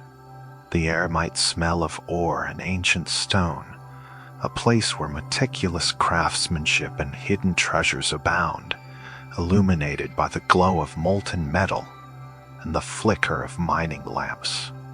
Deeper still, almost at the very foundation of the cosmos, we encounter Niflheim once more, the land of mist, ice, and profound silence where the frozen rivers churn slowly through ancient chasms. And its fiery counterpart, Muspelheim, a realm of primordial fire where the giant searcher stands guard, his sword a blazing sun, the air thick with the scent of brimstone and eternal heat. Finally, connecting to Niflheim is Helheim, the realm of the dishonored dead, those who died not in glorious battle, but of sickness or old age. It is a shadowy, quiet place, often described as cold and misty, a realm ruled by the goddess Hel, where the air carries a sense of quiet waiting, a gentle stillness that draws you into a deeper calm. Within this grand living structure, creatures great and small reside, each playing a part in the cosmic balance, a complex ecosystem of myth.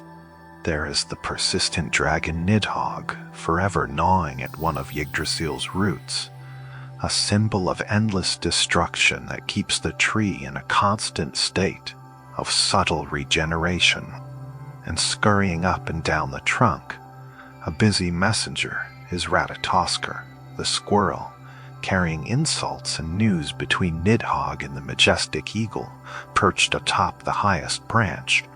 4 stags graze upon its leaves, their gentle nibbling another form of consumption that is part of the tree's perpetual cycle of life and renewal. Each creature, each world is integral, a part of the greater whole, illustrating a universe that is dynamic, interconnected, and alive. The world tree, Yggdrasil, is not just a cosmic map. It is a profound metaphor for life itself, its interconnectedness, its constant cycles of growth and decay, its resilience. It represents the foundation of reality, a constant, immovable pillar in a universe that could otherwise feel chaotic and unpredictable.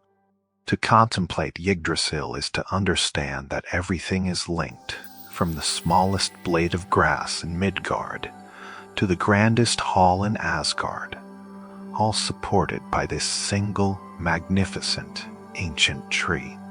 It offers a sense of ultimate order, a quiet understanding of belonging within a vast and powerful design, as you slowly, deeply fall into the quiet embrace of its timeless story. And as our minds wander through the sprawling branches of Yggdrasil, a particular destination often beckons to the valiant soul, Valhalla. When we speak of the afterlife in the Viking Age, one name often echoes through the halls of popular imagination: Valhalla. It gleams in our minds as a glorious heaven, a reward for all who lived and died with honor. But the truth, whispered only to the most perceptive of souls, a secret understood deeply by the Norse, is that Valhalla was a destiny reserved for a very specific and surprisingly select few. It was not a universal paradise, not a general reward for a life well lived, but rather a specialized elite barracks, a grand training ground for the ultimate cosmic battle. To enter Valhalla, the requirements were stark, uncompromising, and etched in the very spirit of Viking warrior culture. It was not enough to simply die. One had to fall in the heat of battle, a weapon still clutched in a stiffening hand, the breath leaving the body amidst the clash of steel and the roar of war cries.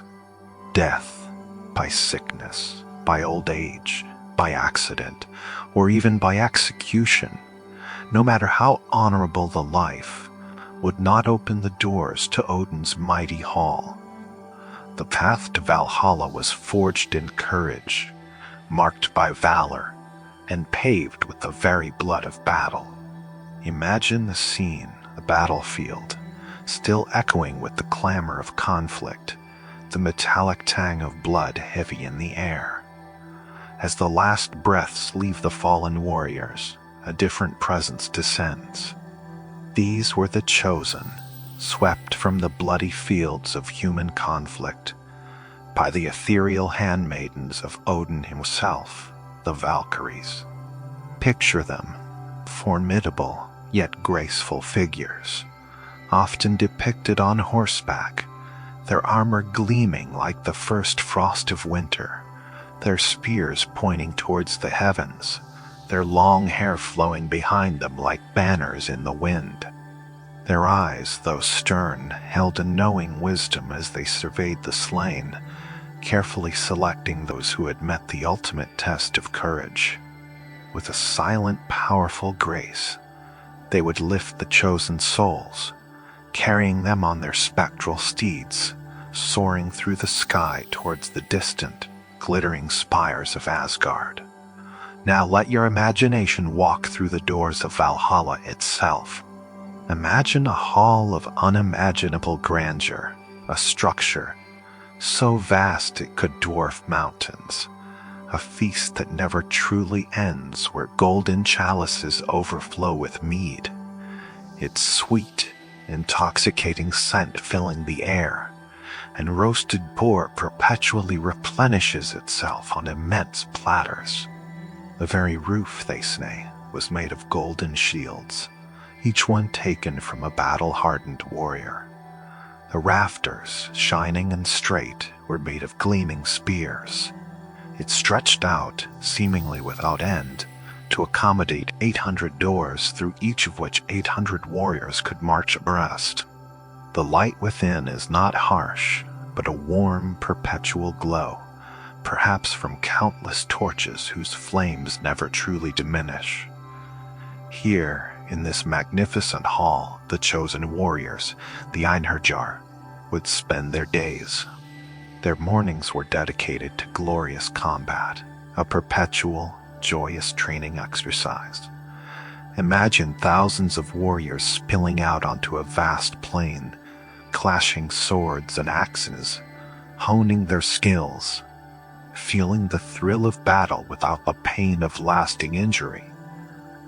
They would fall only to rise again, whole and ready, by evening. The sounds of this daily ritual, the shouts, the impact of weapons, the thunder of feet would fill the air, not with terror, but with exhilaration. And then, as dusk settled, they would return to the feasting tables, their wounds healed, their spirits renewed, ready to eat, drink, and share tales of valor until the next dawn. This was not a passive afterlife of eternal rest. It was an active, purposeful existence, a rigorous preparation for the ultimate destiny of the gods themselves, Ragnarok, the final battle at the end of the world. Each warrior in Valhalla was a soldier, being trained, tested, and strengthened for the inevitable clash against the forces of chaos. Their feasting was not mere indulgence, but a sustenance of spirit and body for the trials to come. Their daily battles were not cruelties, but necessary drills for the gravest of wars. It's important to remember that Valhalla was just one of several destinations for the dead. Not all valiant warriors, even those who fell in battle, went to Odin's hall.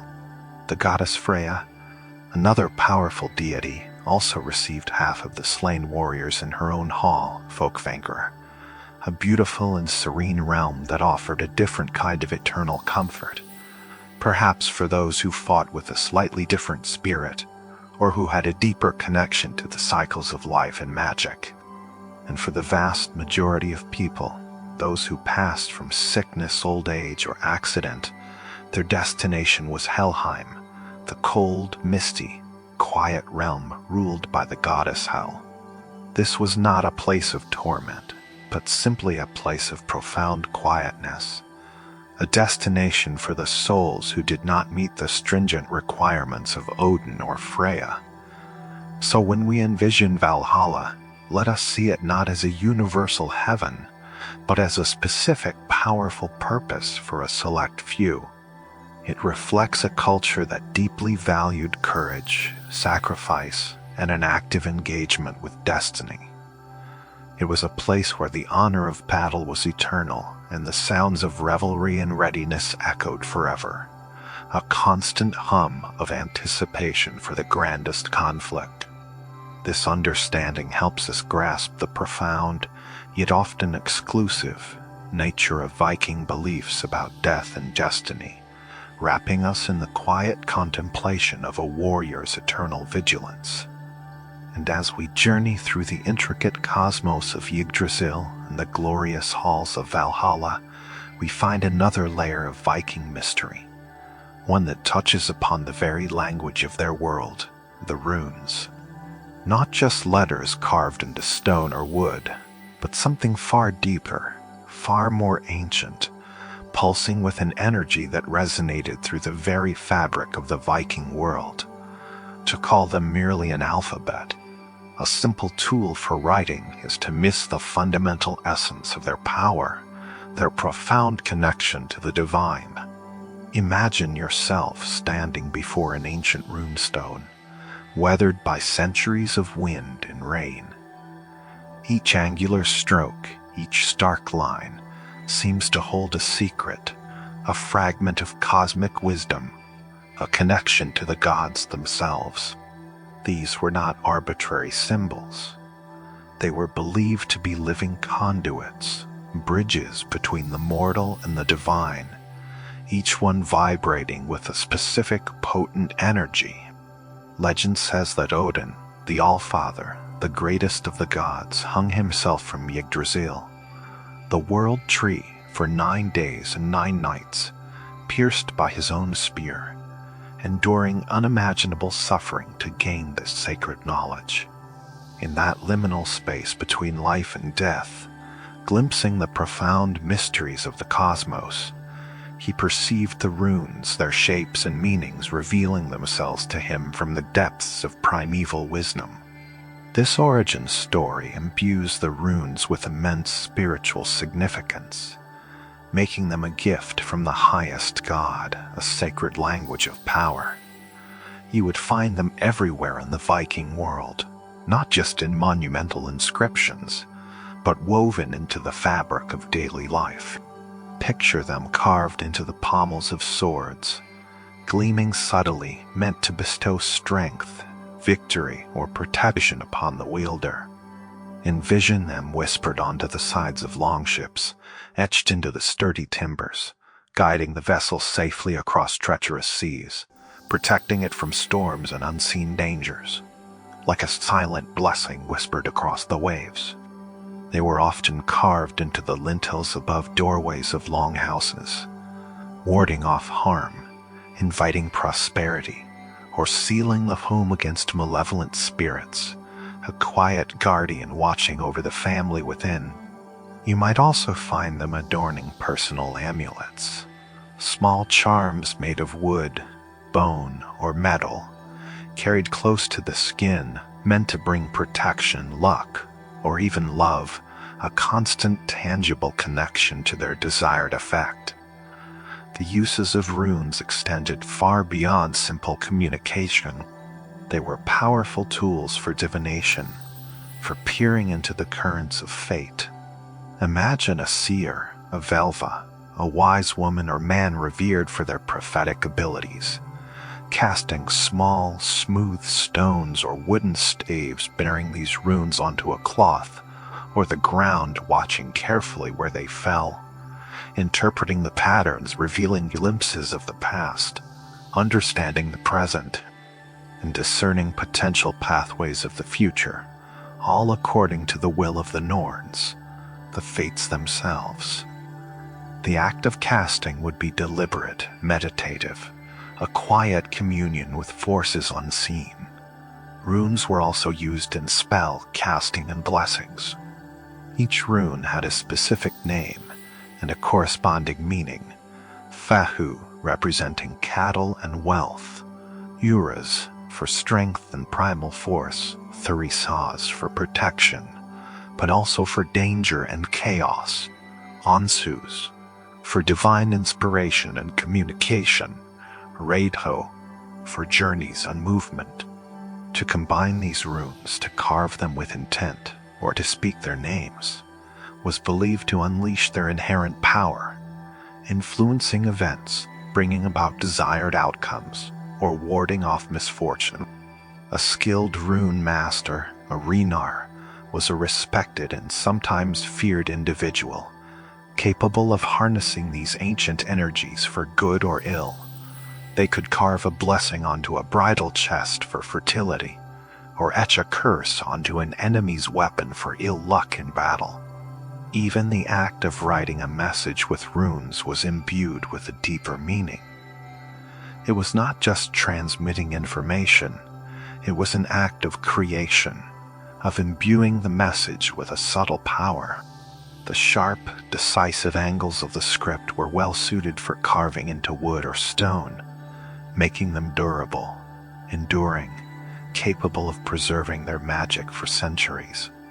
Memorial stones, erected to honor the dead, were often covered in runes, not just to record names and deeds, but to ensure the deceased's memory endured, to offer them continued passage into the afterlife, or to invoke blessings upon their descendants.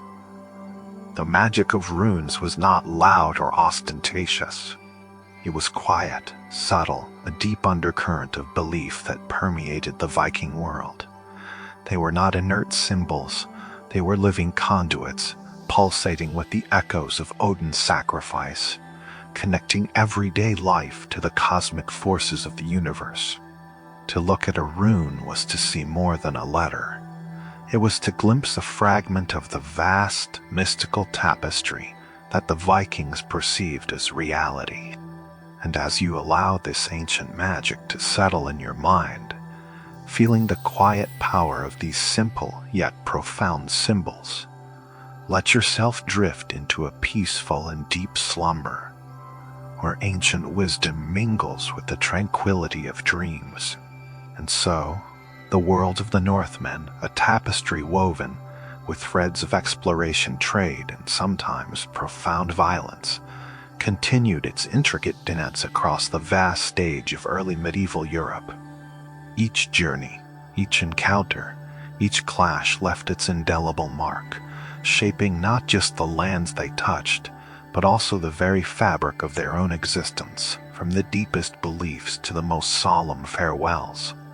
When we picture a Viking funeral, the mind's eye often conjures a dramatic tableau, a mighty longship, laden with the fallen chieftain and his treasures, set ablaze and pushed out into the surging waves, a fiery beacon against the twilight sky, carrying its esteemed passenger to Valhalla on a pyre of flame and smoke. It's an image imbued with epic grandeur, a powerful visual that has burned itself into our collective consciousness, fueled by sagas and cinematic portrayals. The hiss of the flames licking at the wood, the acrid scent of burning timber, mingling with the salt spray, the silent. Awestruck faces gathered on the shore, watching the fiery vessel shrink into a distant spark on the horizon. It is, undeniably, a breathtaking farewell, a testament to a life lived boldly, a journey begun anew. Yet this magnificent spectacle, while deeply resonant with the Viking ethos of grand journeys and heroic deaths, was in reality an exceedingly rare event. Such an extravagant display, a literal burning of wealth and resources, was reserved only for the most powerful jarls, the most revered chieftains, or perhaps kings who commanded immense respect and considerable means. Imagine the sheer logistics, the manpower, the materials required to orchestrate such a send-off. It spoke of unparalleled status, of a legacy so profound it demanded a departure as memorable as the life it concluded. For the vast majority of the free men and women who lived and died in the Viking Age, their final journey was a far quieter, more intimate affair, though no less meaningful or steeped in belief. Instead of the blazing longship, the more common Viking funeral involved a meticulous and deeply personal burial within a specially constructed mound, a barrow carved from the very earth they had lived upon. These earthworks, often gentle swells in the landscape, were not merely graves. They were enduring markers, connections to the ancestral land, points of memory for generations to come. The preparation for such a burial was a solemn ritual, undertaken with a profound reverence for the deceased and a steadfast belief in the journey that lay ahead. The body would be carefully prepared, perhaps laid out in their finest garments, sometimes accompanied by food and drink for the long passage. It was a send-off designed to equip the departed for what was believed to be a continuation of existence, albeit in a different realm. Imagine the quiet solemnity of the process, the rhythmic thud of earth being moved, creating the final resting place. The scent of damp soil, fresh dug, mixing with the lingering aromas of the funeral feast. Perhaps a wisp of smoke from a nearby fire where food was prepared. Picture the items chosen to accompany the deceased, objects not just of value, but of deep personal significance. A warrior might be laid to rest with his most trusted axe, its worn handle a testament to countless battles and labors, or a shield, its wood and leather still bearing the scars of past conflicts. A farmer might have his favorite tools, the spade that turned the soil, the sickle that harvested the grain, their surfaces smooth from years of use, almost an extension of his own hands. A woman, the mistress of the household, might be buried with her keys, a powerful symbol of her authority and control over the longhouse and its provisions. Her brooches, perhaps a spindle or weaving tools, intricate and practical, speaking of her skill and importance in maintaining the household economy. These weren't just possessions. They were extensions of identity, chosen with the earnest hope that they would serve their owner in the spiritual landscape of the afterlife. The grave goods extended beyond tools and adornments. It was not uncommon for cherished possessions like jewelry, intricate silver brooches, amber beads, or finely crafted arm rings to be included not as a display of vanity, but as a continuation of their earthly status, and perhaps as offerings for the gods or companions in the next world. Sometimes the deceased's most valuable companions would also make this final journey. Horses, often specially chosen for their strength and beauty, would be sacrificed and buried alongside their master, poised for the endless ride across the plains of the afterlife. Dogs, loyal and watchful in life, might join them, their silent forms guardians even in death, perhaps the most somber and debated aspect of these grave assemblages. though still relatively rare compared to simple burials, was the inclusion of sacrificed animals, and in some documented instances, even human attendance. This was not a universal practice, nor was it casual. When it occurred, it was laden with profound ritualistic meaning and belief. The idea was that these companions, be they animal or human, would continue their service to the deceased in the realms beyond, ensuring their comfort, status, and readiness for whatever afterlife awaited them. It speaks to a deeply ingrained belief system where the material and spiritual worlds were not rigidly separated, but intertwined, where life and death were but different phases of an ongoing existence. The quiet dignity of these burial mounds, standing sentinel over the landscape, represented not just an end but a complex, meticulously prepared beginning. Each mound a silent story waiting for the wind to whisper its ancient secrets. And as the Longship, whether real or imagined, slowly faded into the mist, we arrive at one of the Viking Age's most disquieting, most heavily debated, and ultimately, most mysterious secrets: the practice of human sacrifice. It is a facet of their world that starkly contrasts with the images of order, cleanliness, and the sophisticated legal systems we've touched upon.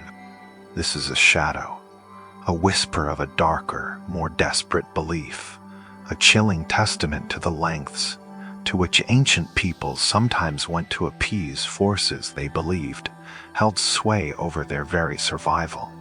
The evidence for human sacrifice among the Vikings is fragmented, drawn from a combination of archaeological finds and the often biased accounts of Christian chroniclers and Arab travelers.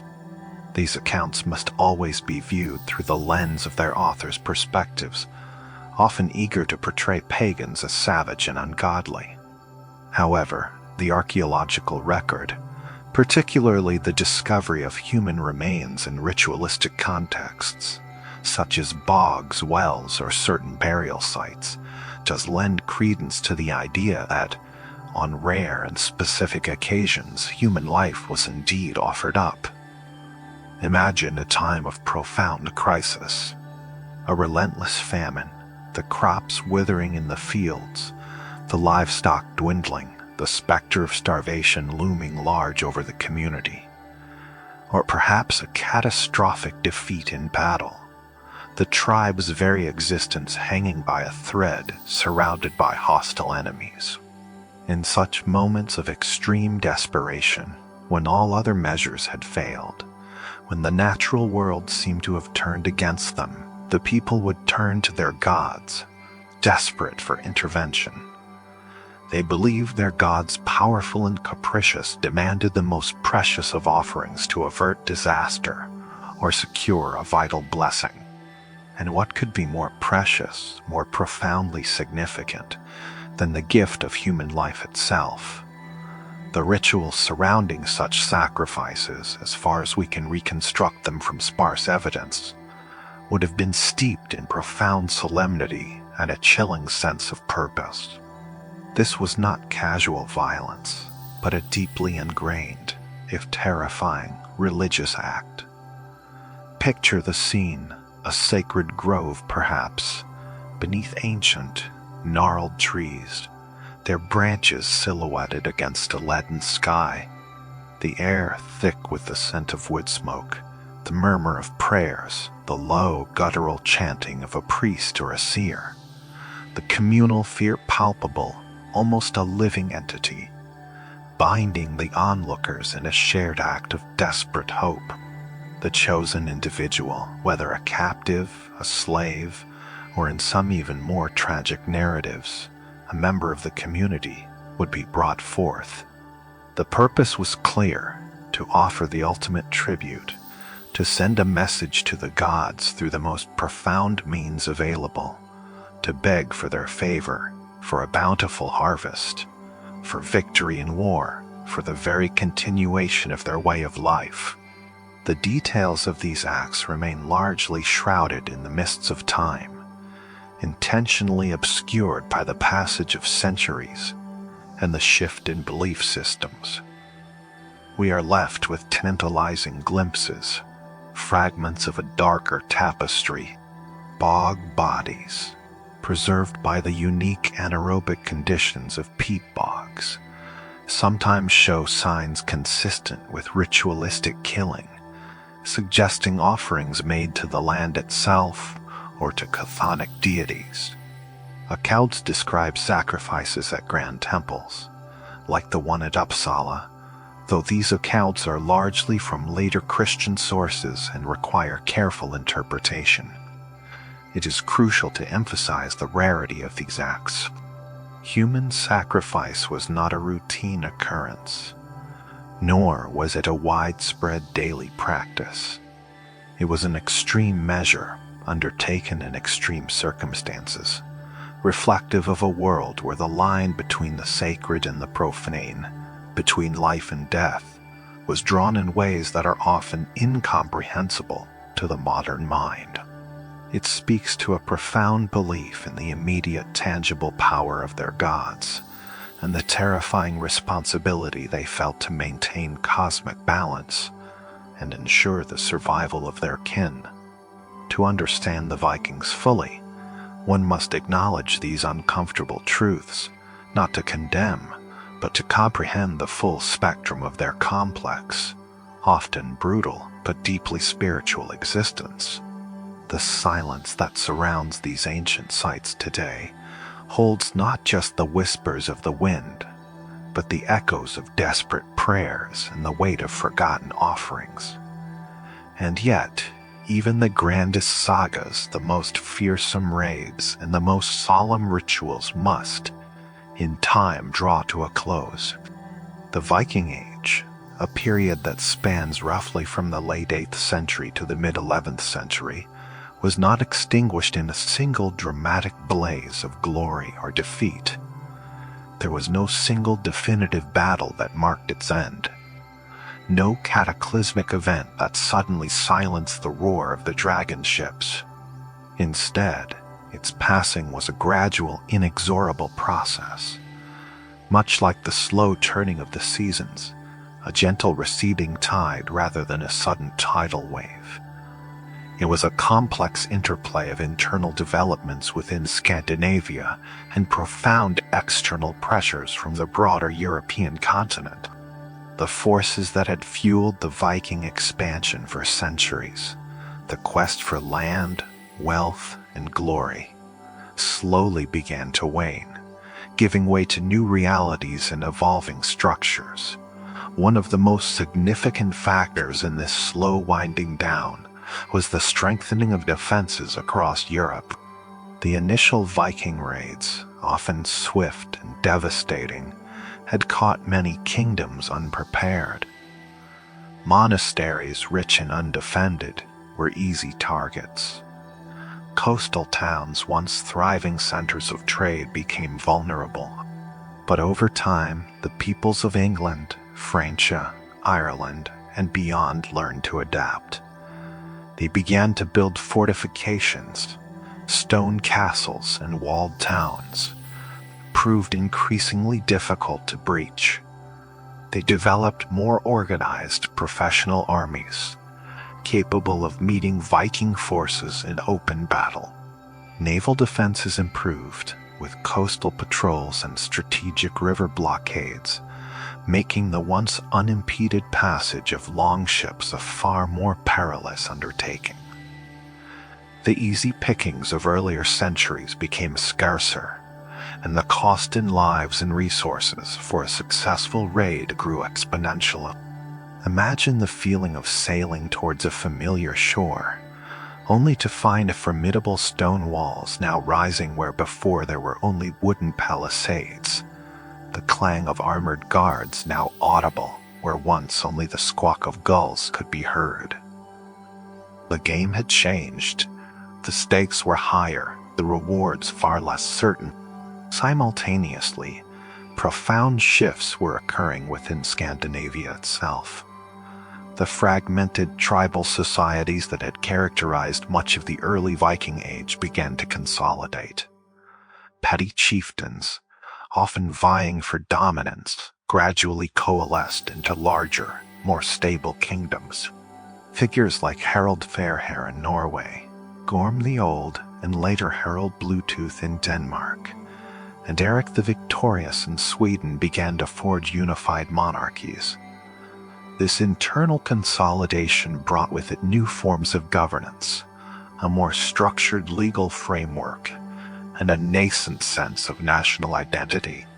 Kings demanded loyalty and taxes, and in return offered protection and a measure of stability. The fierce independence that had driven many to seek glory and riches overseas began to be channeled into domestic concerns, into building and maintaining these new, more powerful realms. The adventurous spirit didn't vanish, but its focus shifted from external raiding to internal state, building from the open sea to the royal court. The whisper of the wind through a king's hall, dictating new laws, slowly replaced the roar of the ocean as the primary sound of authority. Perhaps the most transformative force, however, was the gradual but relentless spread of Christianity throughout Scandinavia. The Norse pantheon, with its gods of thunder, war, and fertility, its epic sagas of Valhalla and Ragnarok, slowly began to give way to the singular, all-encompassing God of the Christians. Missionaries, often protected by newly converted kings, ventured into pagan lands, preaching a message of peace, salvation, and a structured afterlife that stood in stark contrast to the often fatalistic worldview of the Northmen. Churches began to rise in places where once stood sacred groves and pagan altars, their bells ringing out across the fjords, slowly but surely replacing the ancient chants and rituals. The conversion was rarely simple or swift. It was a process marked by resistance, syncretism, and often pragmatic acceptance.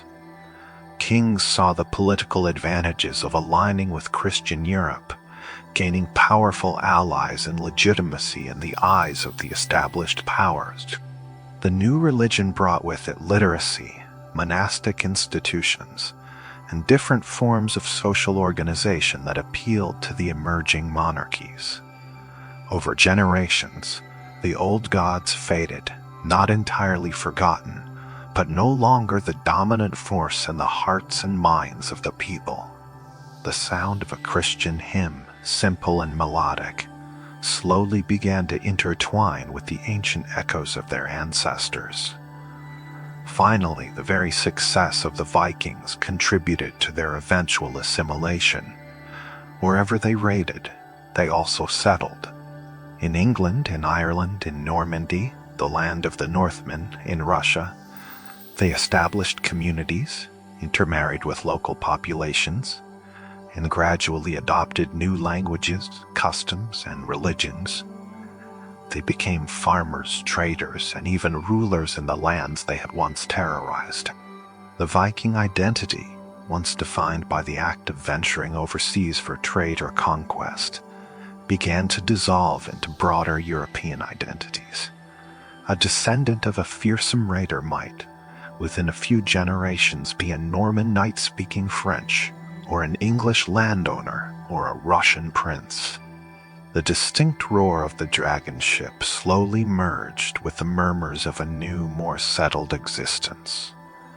The Viking Age did not end with a bang, but with a slow, almost imperceptible sigh, as the world moved on, evolving and transforming. The adventurous spirit, the indomitable will, the ingenuity that characterized the Northmen did not disappear. It simply flowed into new channels, shaping the very nations they helped to found. The Longships eventually gave way to merchant vessels, the battle axes to plowshares, the sagas to new chronicles written in Latin. But the echo of their journeys, the spirit of their relentless pursuit of what lay beyond the horizon, never truly vanished. had continued to ripple through the generations, a silent current beneath the surface of a changing world. And now, let us drift gently into the subtle echoes of their world, resonating still in our own. The whispers of the ancient North, carried across oceans and through centuries, are far more pervasive than we often realize. Long after the last dragon ship had sailed its final raid, long after the last savagery assembly had adjourned, the voices of the Vikings found a new, quiet sanctuary. Not in grand sagas etched in stone, nor in the magnificent artistry of a gold arm ring, but in the very fabric of our everyday speech.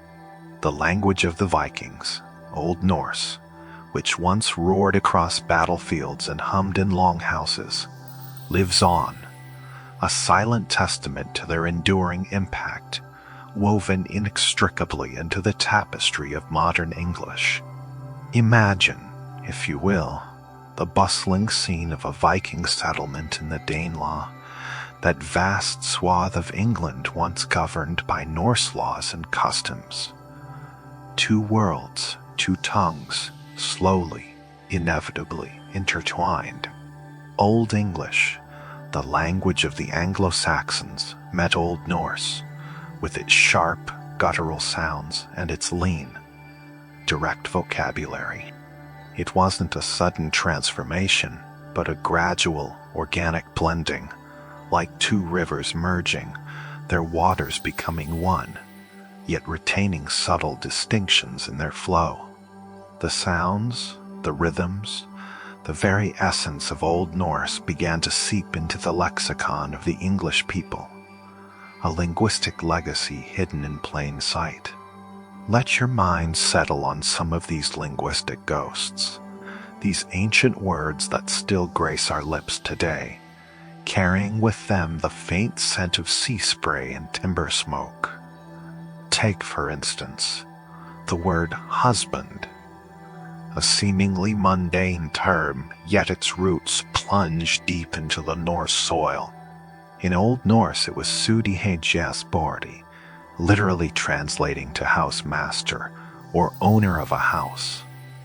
It speaks volumes about the societal structure of the Vikings, where the man, the fudingdi, was the figurehead of the household responsible for its upkeep, its prosperity, its very survival.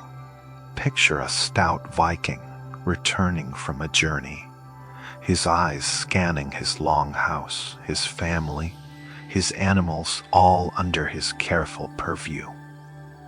He was the 40 Bados, Batindi, the protector, the provider. And as the Norse settled in England, bringing their families on their way of life, this fundamental concept, this term of responsibility, merged with the local tongue, eventually evolving into the husband we know today. It's a word that echoes not just a marital status, but a historical role, a profound connection to home and hearth, a testament to the stability and order that even the fiercest warriors prized within their domestic spheres. Close your eyes, and perhaps you can see that flicker of firelight in a longhouse, casting long shadows as the Suvd tells the story, or sharpens an axe, his presence anchoring the family against the vastness of the northern night. And what about the window? A simple opening, a source of light and a glimpse of the outside world. Yet, its etymology, too, paints a vivid picture of Viking life. In Old Norse, it was Sundvindaga, a lyrical compound meaning wind eye. Imagine a long house, its thick walls built of timber and turf, designed to keep out the biting northern winds. Light was a precious commodity, and a findaga was precisely that thudi, a small, carefully crafted aperture, an eye through which the wind could pass. Yes, but also through which the sun's gentle rays could filter, or the soft glow of the moon. It wasn't a large pane of glass as we know it today, but often a small, shuttered opening, perhaps covered with a stretched animal skin or a thin sheet of horn, allowing just enough light to illuminate the dark interior. A window was not just a feature, it was a connection to the outside world, a way to observe the weather, to watch for approaching ships or family members, a literal eye to the elements. The very word suggests a world where the elements were ever present, where light was a luxury and where the boundary between inside and outside was meticulously managed. Feel the imagined breeze, soft and cool, as it whispers through that ancient wind-eye, carrying with it the sense of distant pines and the far-off cry of a raven. Even the expansive canopy above us, the very sky, carries the resonant hum of Old Norse. The word sky comes directly from the Old Norse nisken, meaning cloud. This tells us something about their perception of the heavens.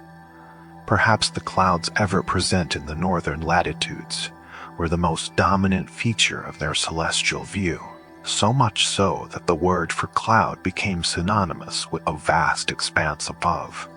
For a people whose lives were so intimately tied to the sea, where navigation depended on the stars and the sun, and where the capricious nature of the weather dictated voyages and harvests, the sky was not just an aesthetic backdrop, but a living, breathing entity, a canvas for the gods, a harbinger of storms or fair winds. When you look up at the vastness tonight, whether it's clear and star-dusted or veiled in soft clouds, remember that ancient Norse word setskindafiti, and consider how the Vikings perceived that endless swirling dome above them. And then there's the humble egg, so common, so fundamental to countless breakfasts. Yet, it too is a direct descendant of the Old Norse thyven heid. While Old English had its own word, furdi, the Norse version prevailed, likely due to the sheer volume of interaction and the simplicity of the word itself. The egg, a symbol of life and sustenance, was a vital part of the Viking diet, gathered from wild birds, or laid by domesticated fowl within their farmsteads. It's a small, unassuming word, yet it carries the weight of millennia of human sustenance, a simple, perfect form that has nourished generations from the rugged shores of Scandinavia to our modern tables. Imagine the quiet satisfaction of a Viking cracking open an tusen egg over a simmering pot, a small but essential contribution to the day's meal. Perhaps the most evocative and celebrated linguistic relic of the Vikings is the name of a day itself, Thursday. For us, it's just another weekday, a bridge to the weekend, but in Old Norse it was Suðursdagur, meaning Thor's Day. Thor, the mighty god of thunder, protector of Midgard the human realm, wielder of the formidable hammer Myrselnir, was arguably the most beloved and worshipped deity in the Norse pantheon. He was the champion of common folk, the guardian against giants and monsters, the bringer of vital rain for crops. His thunderous presence, often felt in the northern skies, was a powerful force, both destructive and life-giving. To dedicate a day of the week to him was a profound act of reverence, weaving his power and protection into the very rhythm of their lives. When you speak of Thursday, you are, in a very real sense, invoking the spirit of Thor, a powerful, benevolent, yet fierce god whose legend still echoes in our calendars. Feel the rumble of an ancient storm, the imagined strength of Thor's hammer, and know that a small part of that powerful mythology lives on, quietly, every week. These are just a few threads in the vast tapestry of linguistic influence. Many other words like sky, leg, take, give, get, call, die, anger, berserk, saga, berserker, and countless others bear the unmistakable mark of Old Norse. They are the linguistic ghosts of a people who reshaped not just landscapes and empires, but also the very way we communicate. These words are the constant, gentle hum beneath the surface of our modern conversations, a subtle reminder of the profound and often overlooked legacy of the Viking Age. They are the quiet echoes of distant hearths and ancient longships, a constant, soothing presence in the background of our contemporary lives. Moving from the spoken word to the unseen currents of modern technology, we find another, perhaps even more surprising tribute to the Viking legacy. It's a connection that bridges a millennium, linking the ancient efforts of a 10th century king to unify disparate tribes with the 21st century endeavor to unify disparate electronic devices. This is the story of Bluetooth. Pause for a moment and consider the ubiquity of Bluetooth technology. From your phone connecting to your headphones to your car syncing with your smartwatch, it's an invisible web of communication that permeates our daily lives, making connections seamless and effortless. Yet, few realize that the name, and indeed the very logo, for this revolutionary wireless standard harkens back to a legendary Viking king, Harald Gormson, better known to history as Harald Bluetooth.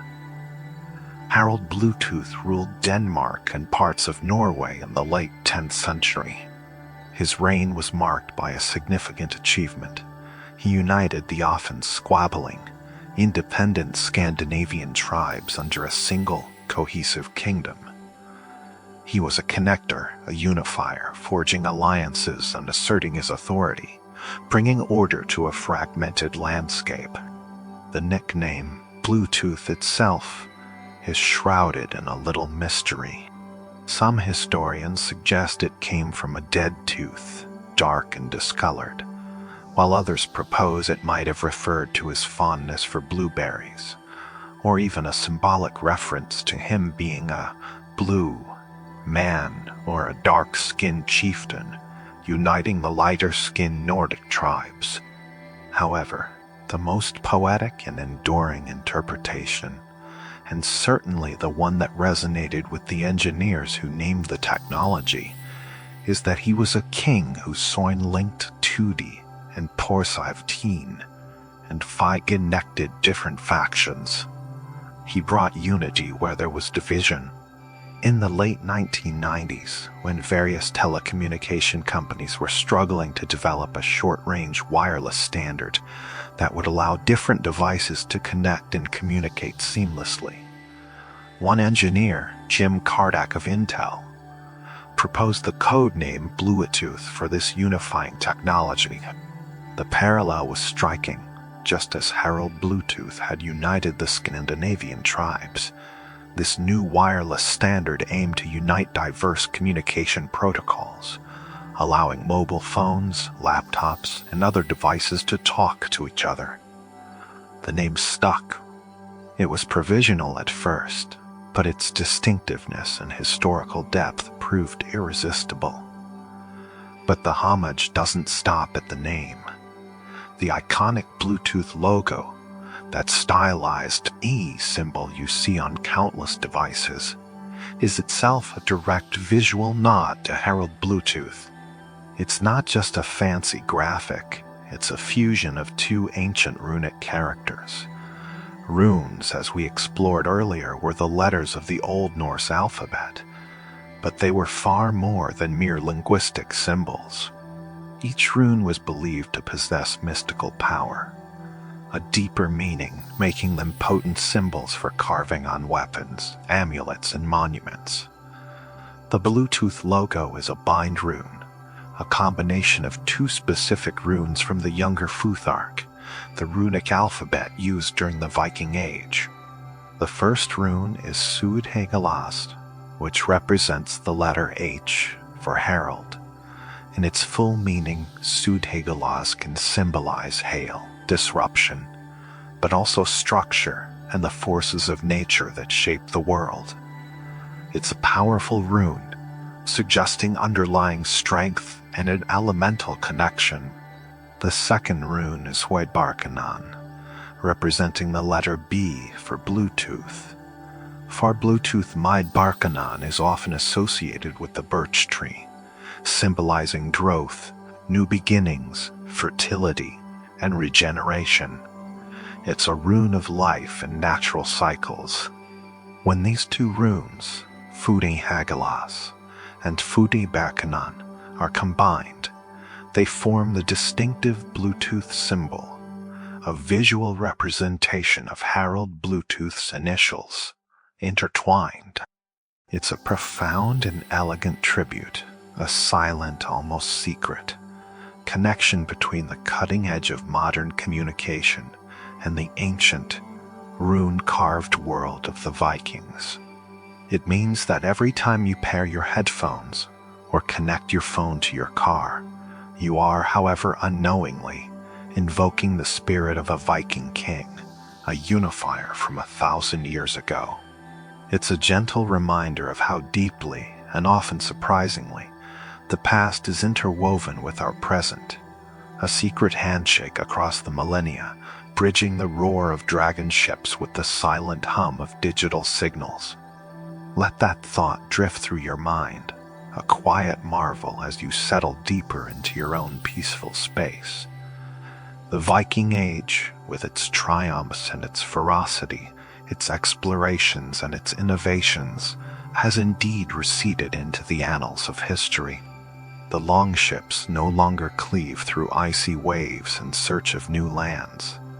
The clang of axe on shield has long since faded from the fjords, and the voices that once chanted sagas around roaring fires are now but echoes in ancient texts. Yet, the legacy of the Vikings, the very essence of their spirit, is far from extinguished. It lives on, not just in the historical records or the archaeological finds, but in the subtle currents that continue to shape our world, our language, and even our technology.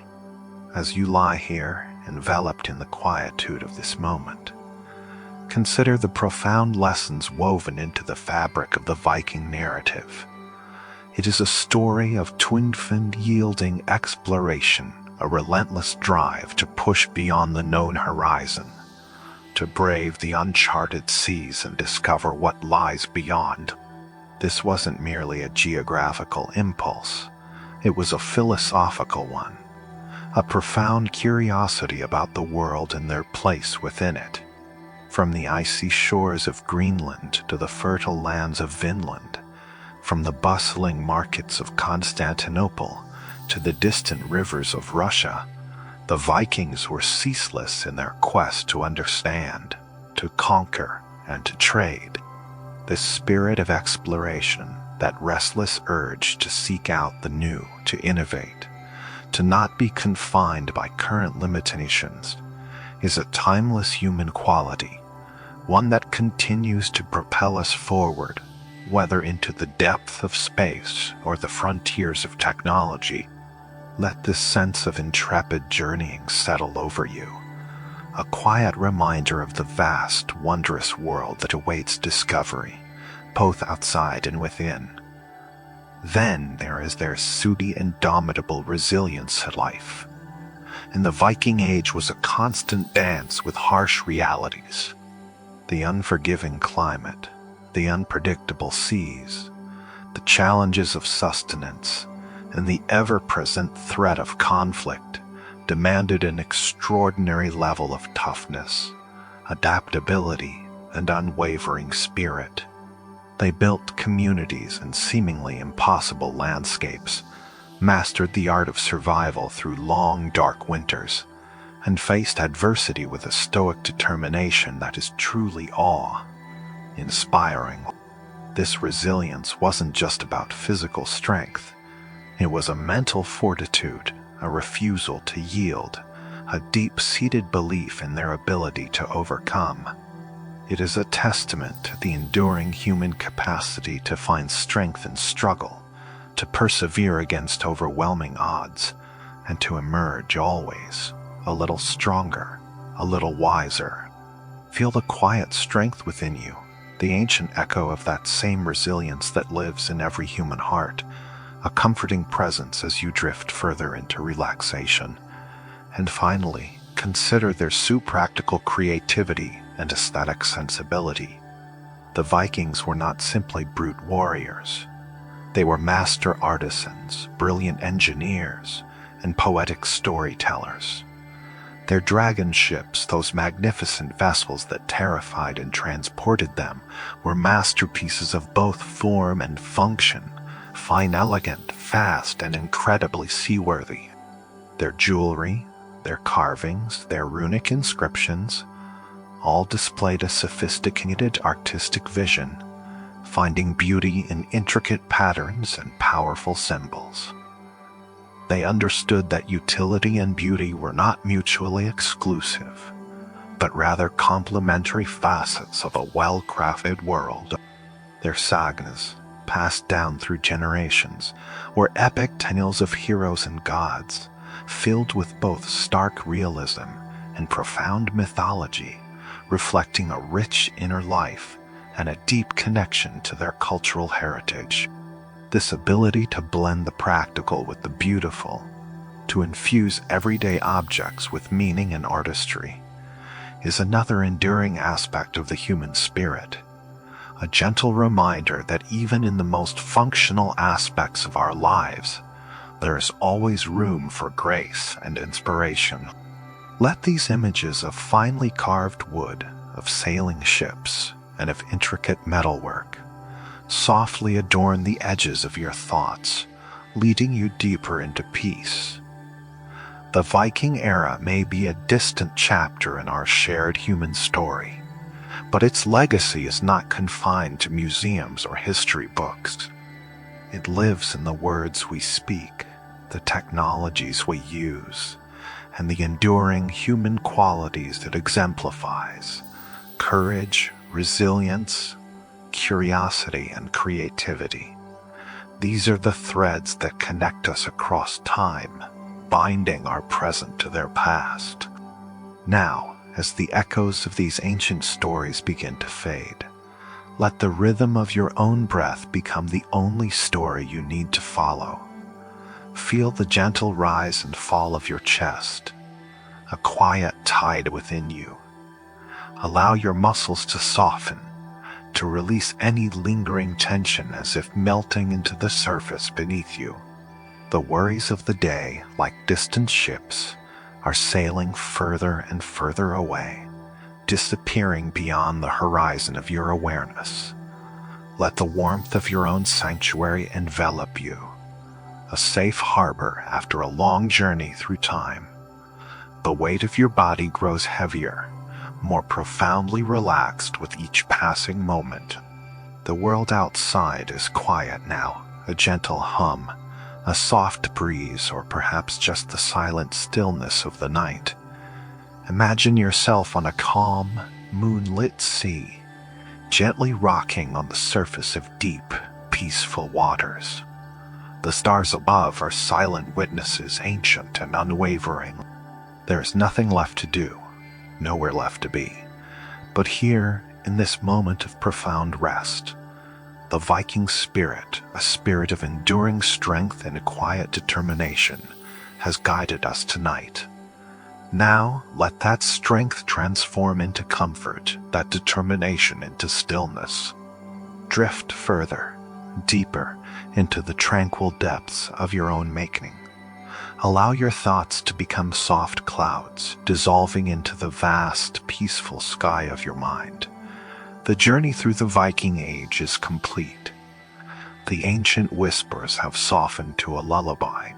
Surrender now to the embrace of sleep, a journey inward, a return to peaceful slumber. Let the wisdom of the past, the quiet resilience of those who came before, accompany you into a restorative, deep, and dream-filled night. Sleep well.